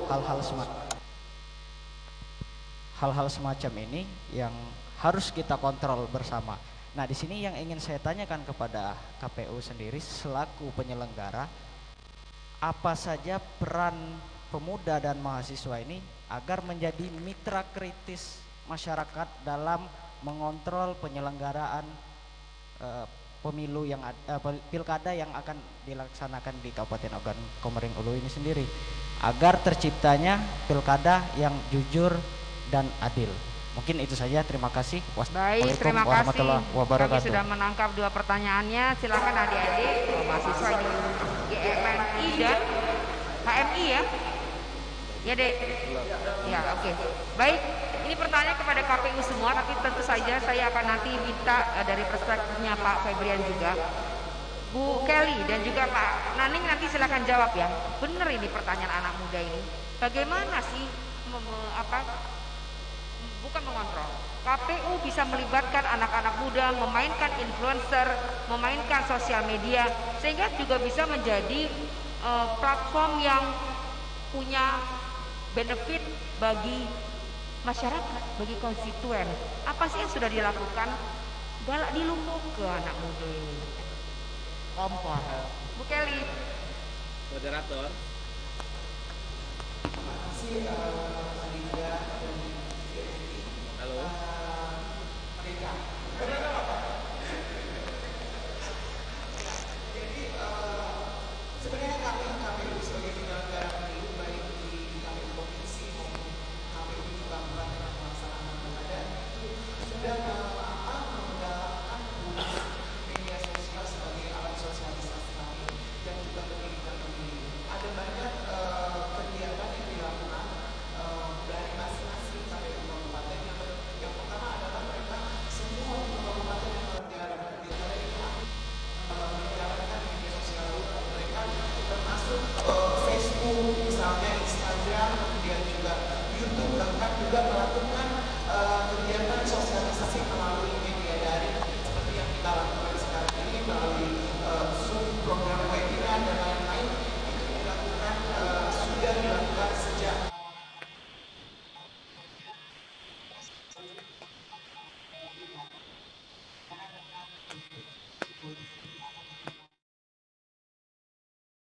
secara luring maupun daring ya. Secara luring mereka melakukan seperti mobil yang Pak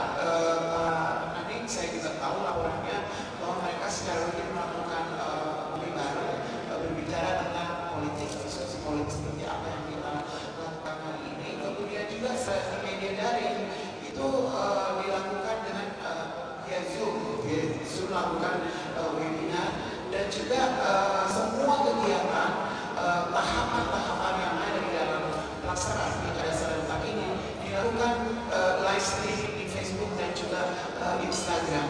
Betul artinya, jadi saya lihat kemarin kita mulai tahapan pencalonan karena kita dibatasi untuk bisa berkumpul, maka kita himbau untuk menggunakan live streaming Facebook dan Instagram sehingga masyarakat luas itu bisa tahu apa yang dilakukan oleh masing-masing dari kota.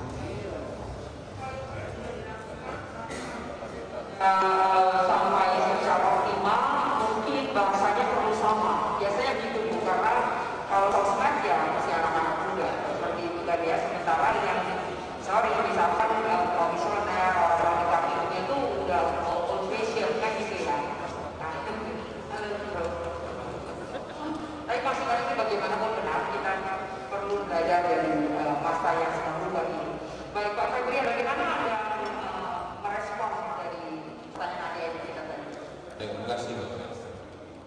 Pilkada sukses itu pilkada kita semua. Peran serta kita semua, termasuk mahasiswa. Jadi kata kuncinya peran serta itu harus aktif, terlihat.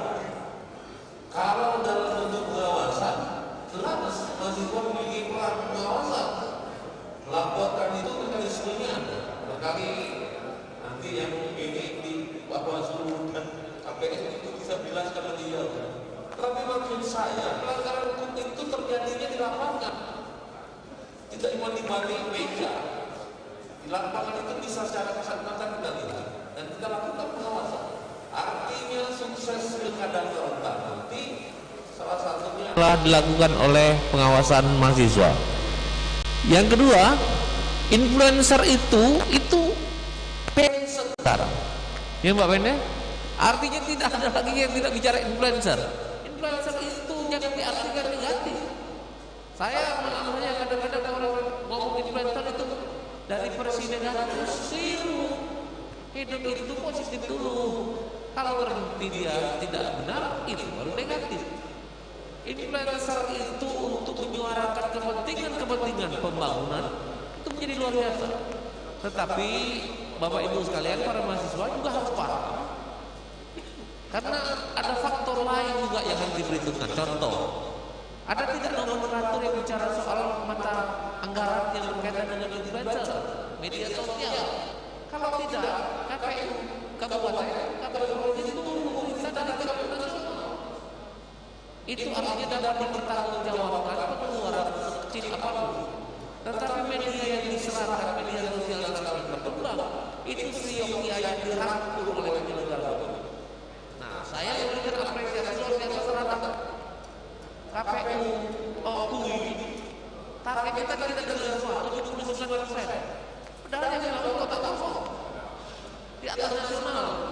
Padahal tidak usah itu oke kaki kira-kira Pak Nana sama teman-teman lancar juga. Bukan salah penyelenggara pemilu kota kosong itu.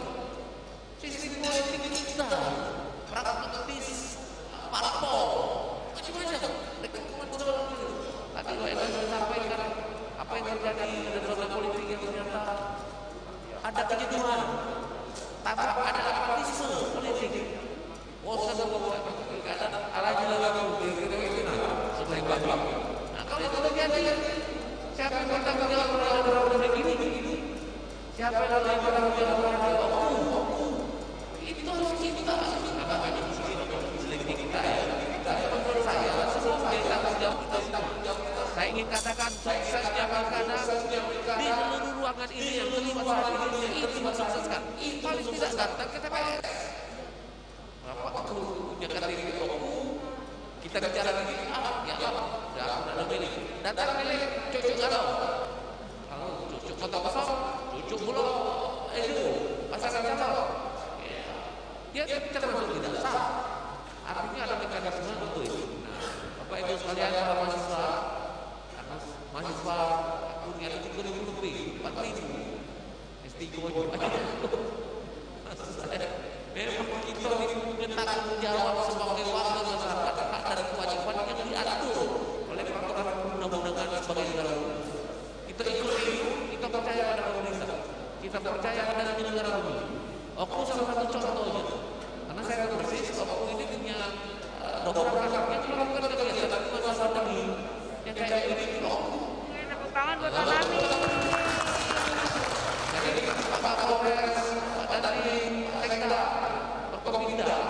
Kes Bangpol juga. Ini prestasi yang luar biasa. Contoh yang luar biasa. Saya maaf, agak nyombong juga. Yang melakukan judisium di masa pandemi saya. Fakultas Hukum Unri, orang heran semua. Menjadi acuan nasional. Karena kita YouTube-kan semua, media sosial kan semua. Seperti pelantikan di zaman Yunani, di tangga itu kita lantik mahasiswa, sarjana hukum, doktor ilmu hukum.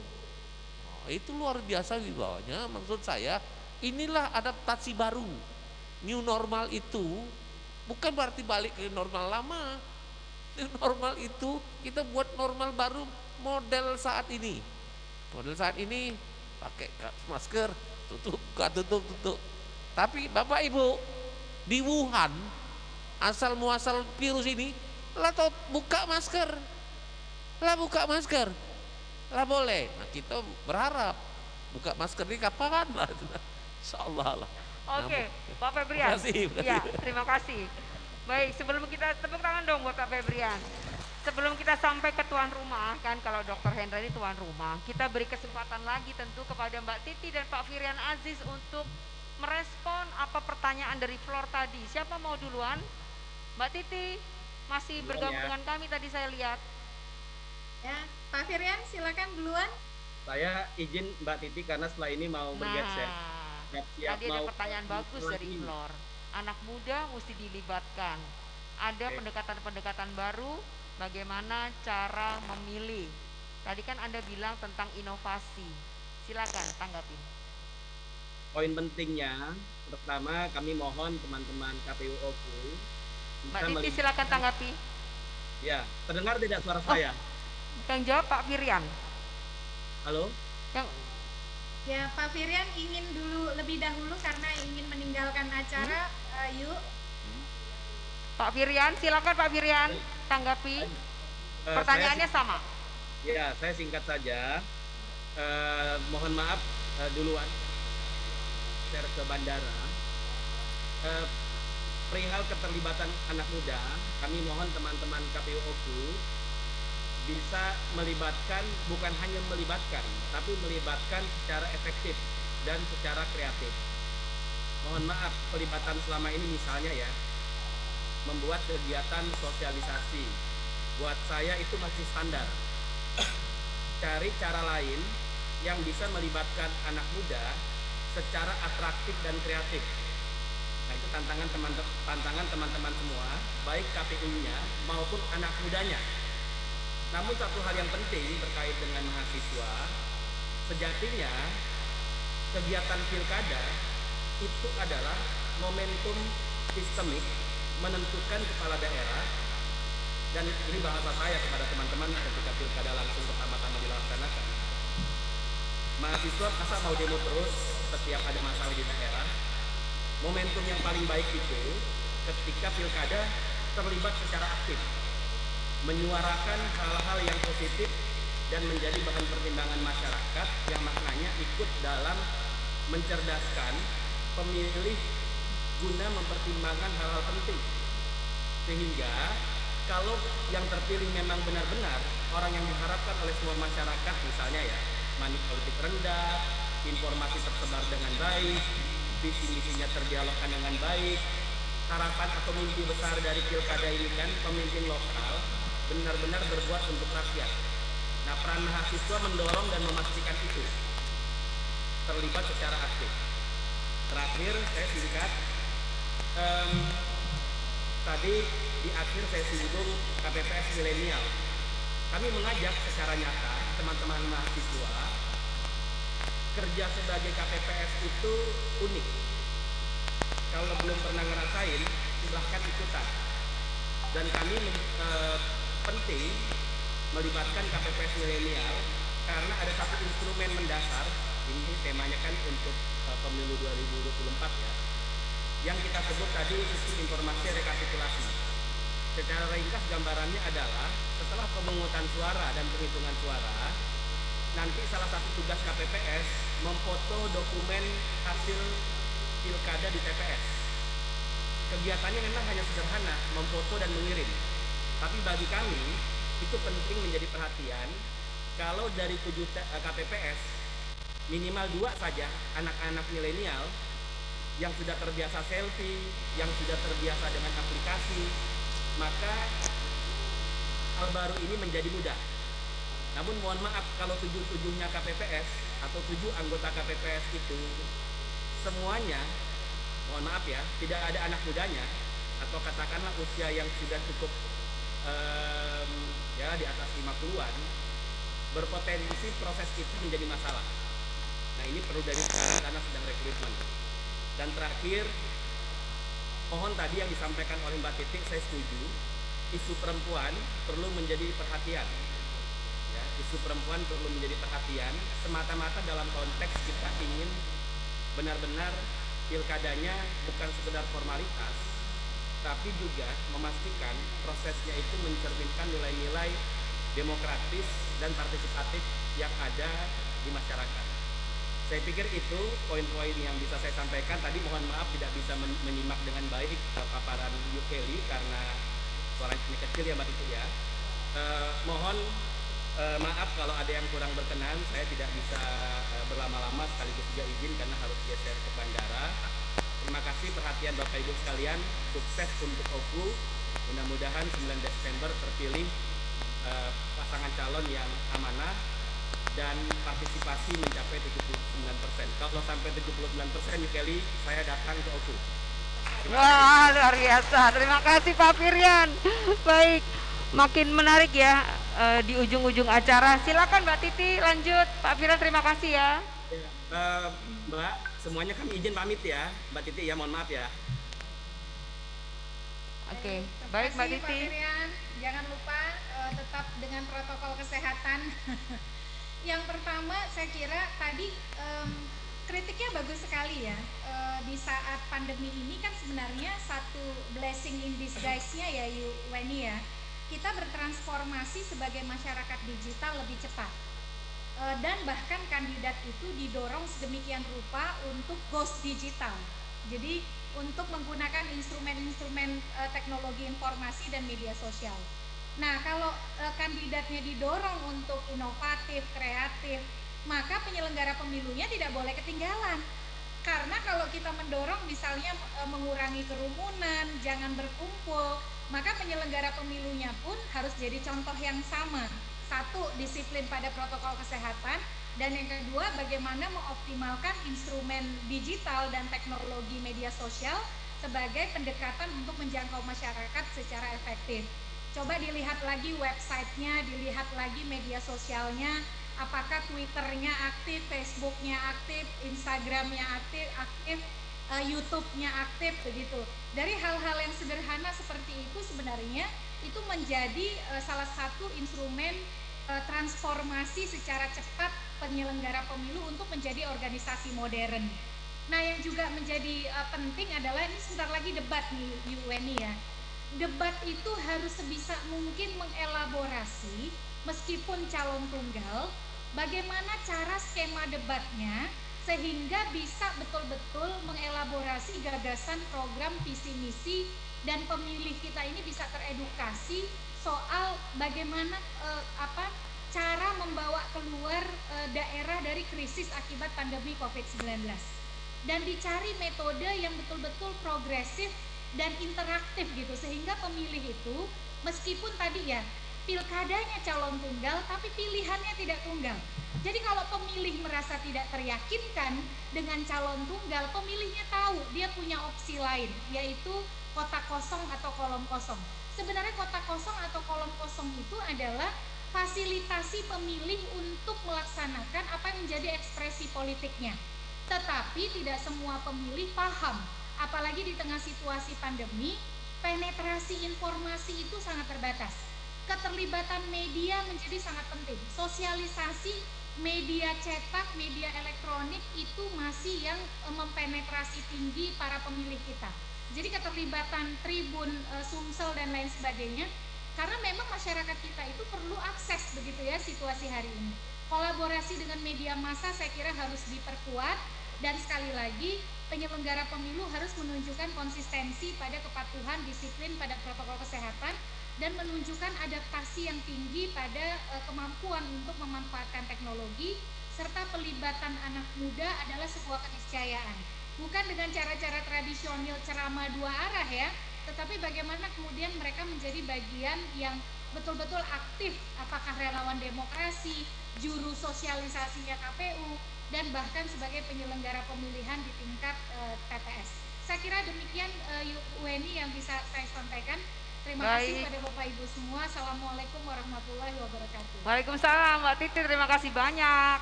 Kita kalau habis dengerin Mbak Titi ya makin pinter ya, karena yang disampaikan itu clear. Baik, Pak Hendra, silakan memberikan statement atas pertanyaan adik-adik mahasiswa. Cepat, Baik. singkat, padat. Terima kasih. Mahasiswa 3.000 tadi ya. Diawasi Polda terus ini musim sekarang. Fakultas Hukum lah gitu kan. Bahaya ini. Baik, Bapak Ibu dan rekan-rekan semua, untuk sosialisasi di media, termasuk di media sosial atau di media virtual, media online, KPU OKU ini patut kita apresiasi. Ya. Kenapa? Karena saya pernah sering ngobrol, setiap komisioner, kemudian staf di sekitar KPU, sampai yang tenaga pembantu pun itu semua punya akun medsos yang wajib ya, kalau tidak salah Pak Adinda Naning, wajib mensosialisasikan tahapan-tahapan dan seluruh proses yang dilakukan dalam pilkada, khususnya di wilayah Kabupaten Oku tahun 2020. Bahkan teman-teman ini punya acara ngobrol pilkada. Sudah beberapa seri dilakukan dengan kalangan pers, wartawan, kemudian LSM, dengan milenial dan seterusnya, dan kabar terakhir mungkin akan dengan Pak Dandim dengan Pak Kapolres kabarnya gitu, untuk menyampaikan informasi-informasi kepada masyarakat dalam rangka mensosialisasikan dan meningkatkan partisipasi pemilih ya. Dan ada perubahan-perubahan yang signifikan ketika pilkada ini dilaksanakan di tengah pandemi Covid. Kalau dulu Pak Arif, paslon itu hanya menyampaikan jadwal kampanyenya kepada Pak Kapolres, itu ditembuskan ke Bawaslu 1 kali selesai gitu. Tapi sekarang tidak, di setiap titik kampanye paslon harus menyampaikan izin pemberitahuan kepada polisi di tingkat polsek atau di tingkat bawahnya. Kemudian paslon juga harus membuat undangan kepada peserta kampanye yang 50 orang itu, yang dilokalisir gitu ya, dengan protokol kes yang ketat. Nah, artinya ada perubahan-perubahan yang tidak bisa dilampaui gitu. Kenapa? Karena kalau paslon kampanye di titik-titik yang sudah ditetapkan jadwalnya dan diketahui atau disetujui oleh KPU dan diketahui Bawaslu, maka polisi bisa membubarkan kampanye tersebut. Dan itu amanat PKPU gitu ya, amanat PKPU dan KPT 65. Ya, saya nanya-nanya sama adik-adik Pak, bukan saya yang tahu KPT-nya atau PKPU-nya kan gitu, dari teman-teman. Nah, kemudian akun medsos KPU baik yang resmi maupun yang dikelola oleh akun-akun pribadi juga, saya kira itu juga menjadi bagian yang penting untuk mensosialisasikan dalam rangka meningkatkan partisipasi.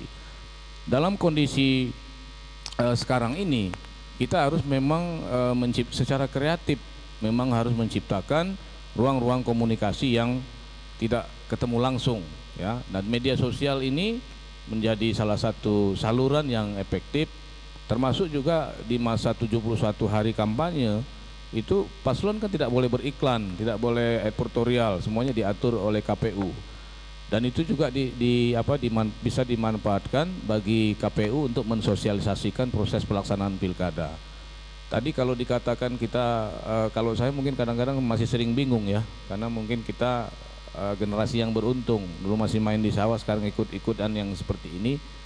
Ada influencer ya, ada netizen, yang mudah-mudahan influencer dan netizen tidak jadi buzzer gitu kan. Kalau dulu Pak, orang demonstrasi di masa saya 98 diangkut pakai bis, bla bla bla bla bla. Tapi sekarang jadi buzzer ya. Buzzer itu adalah orang-orang yang diangkut di Metro Mini Jakarta itu sekarang.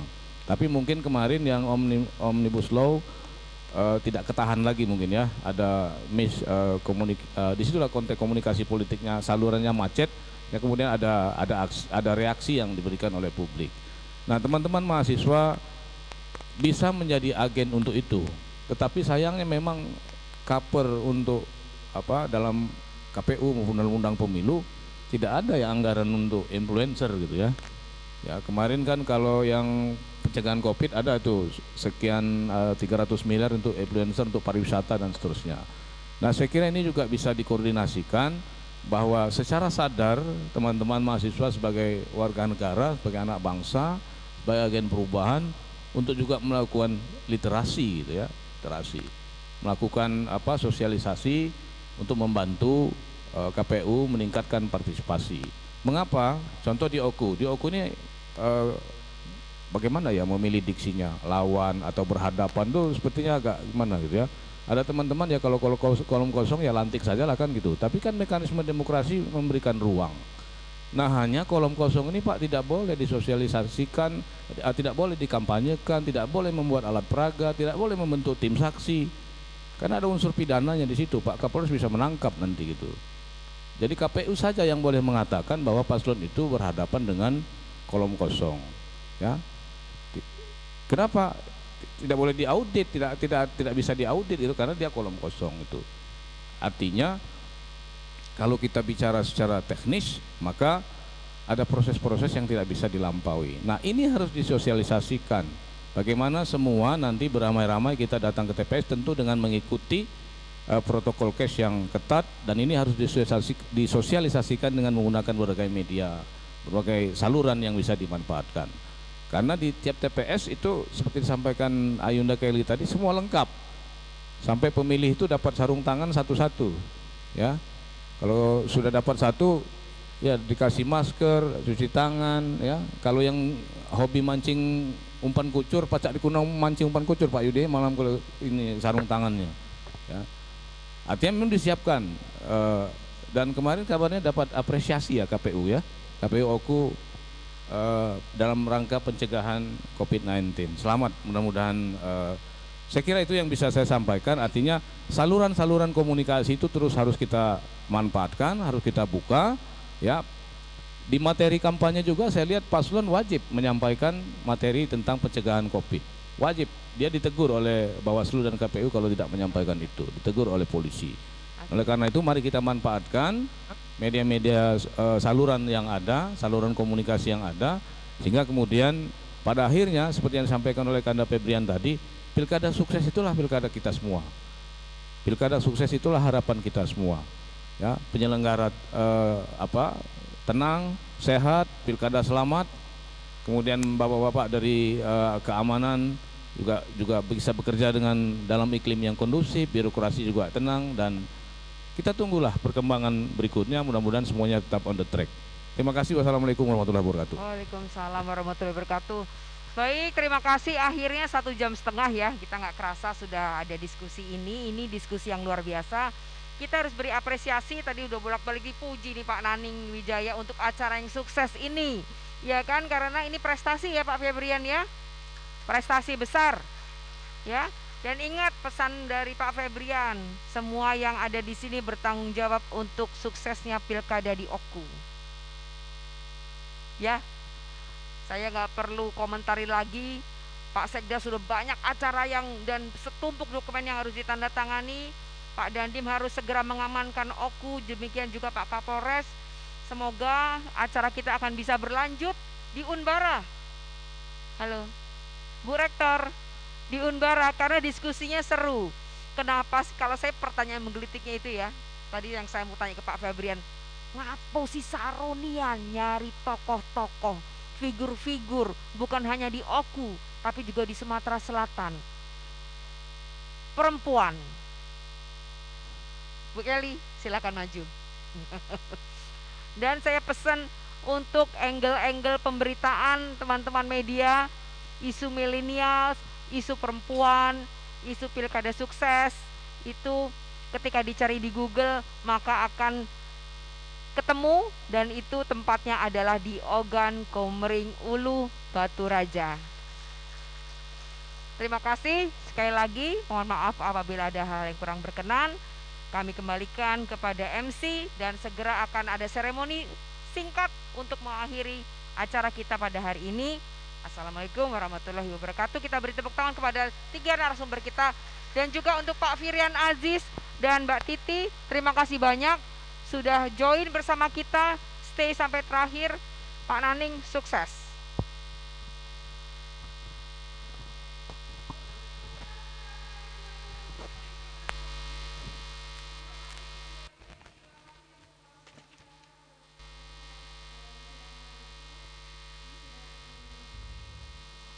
Betul sekali, namun kita akan ada sesi foto bersama. Saya minta kepada moderator dan para pembicara untuk pindah ke bawah aja. Dan saya undang Ketua KPU beserta anggota beserta komisioner untuk dapat maju ke depan untuk berfoto bersama dengan moderator dan pembicara. Dan setelah ini bergantian akan foto bersama, yaitu para pembicara, moderator beserta. Betul, dan nanti akan setelah ini ya, dan Bawaslu kami undang juga, Bawaslu Kabupaten Ogan Komering Ulu untuk dapat maju ke depan. Kita akan sesi foto, kemudian akan dilanjutkan oleh Forkompinda beserta moderator dan narasumber. Kami undang kepada rekan-rekan media yang masih berada di ruangan untuk mengabadikan momen ini.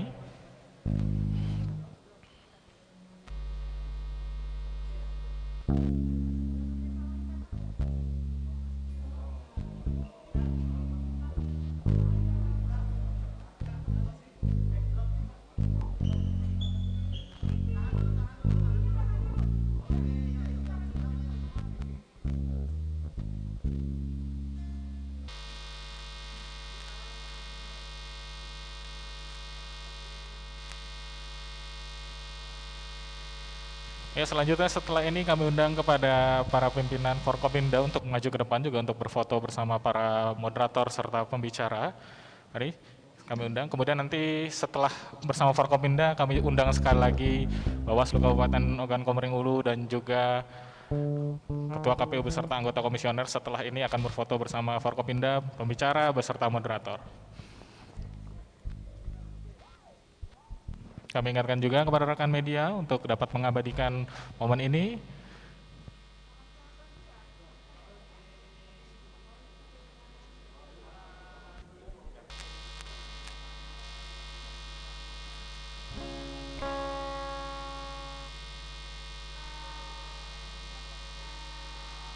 Ya, mari kita beri tepuk tangan paling meriah. Bapak Forkominda, kami mohon masih tetap di depan. Kita foto sekali lagi. Oh, atau mungkin ya. Baiklah.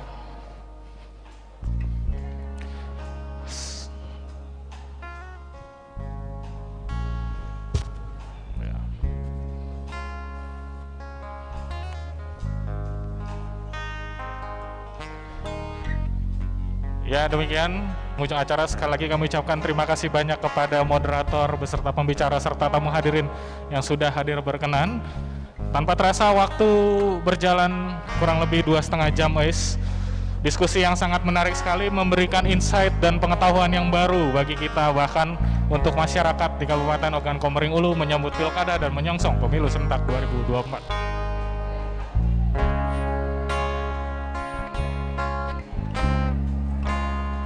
Saya Givano Tahalele. Sebelum kami menutup akhir acara pada siang hari ini, izinkan kami sekali lagi mengingatkan untuk para pemirsa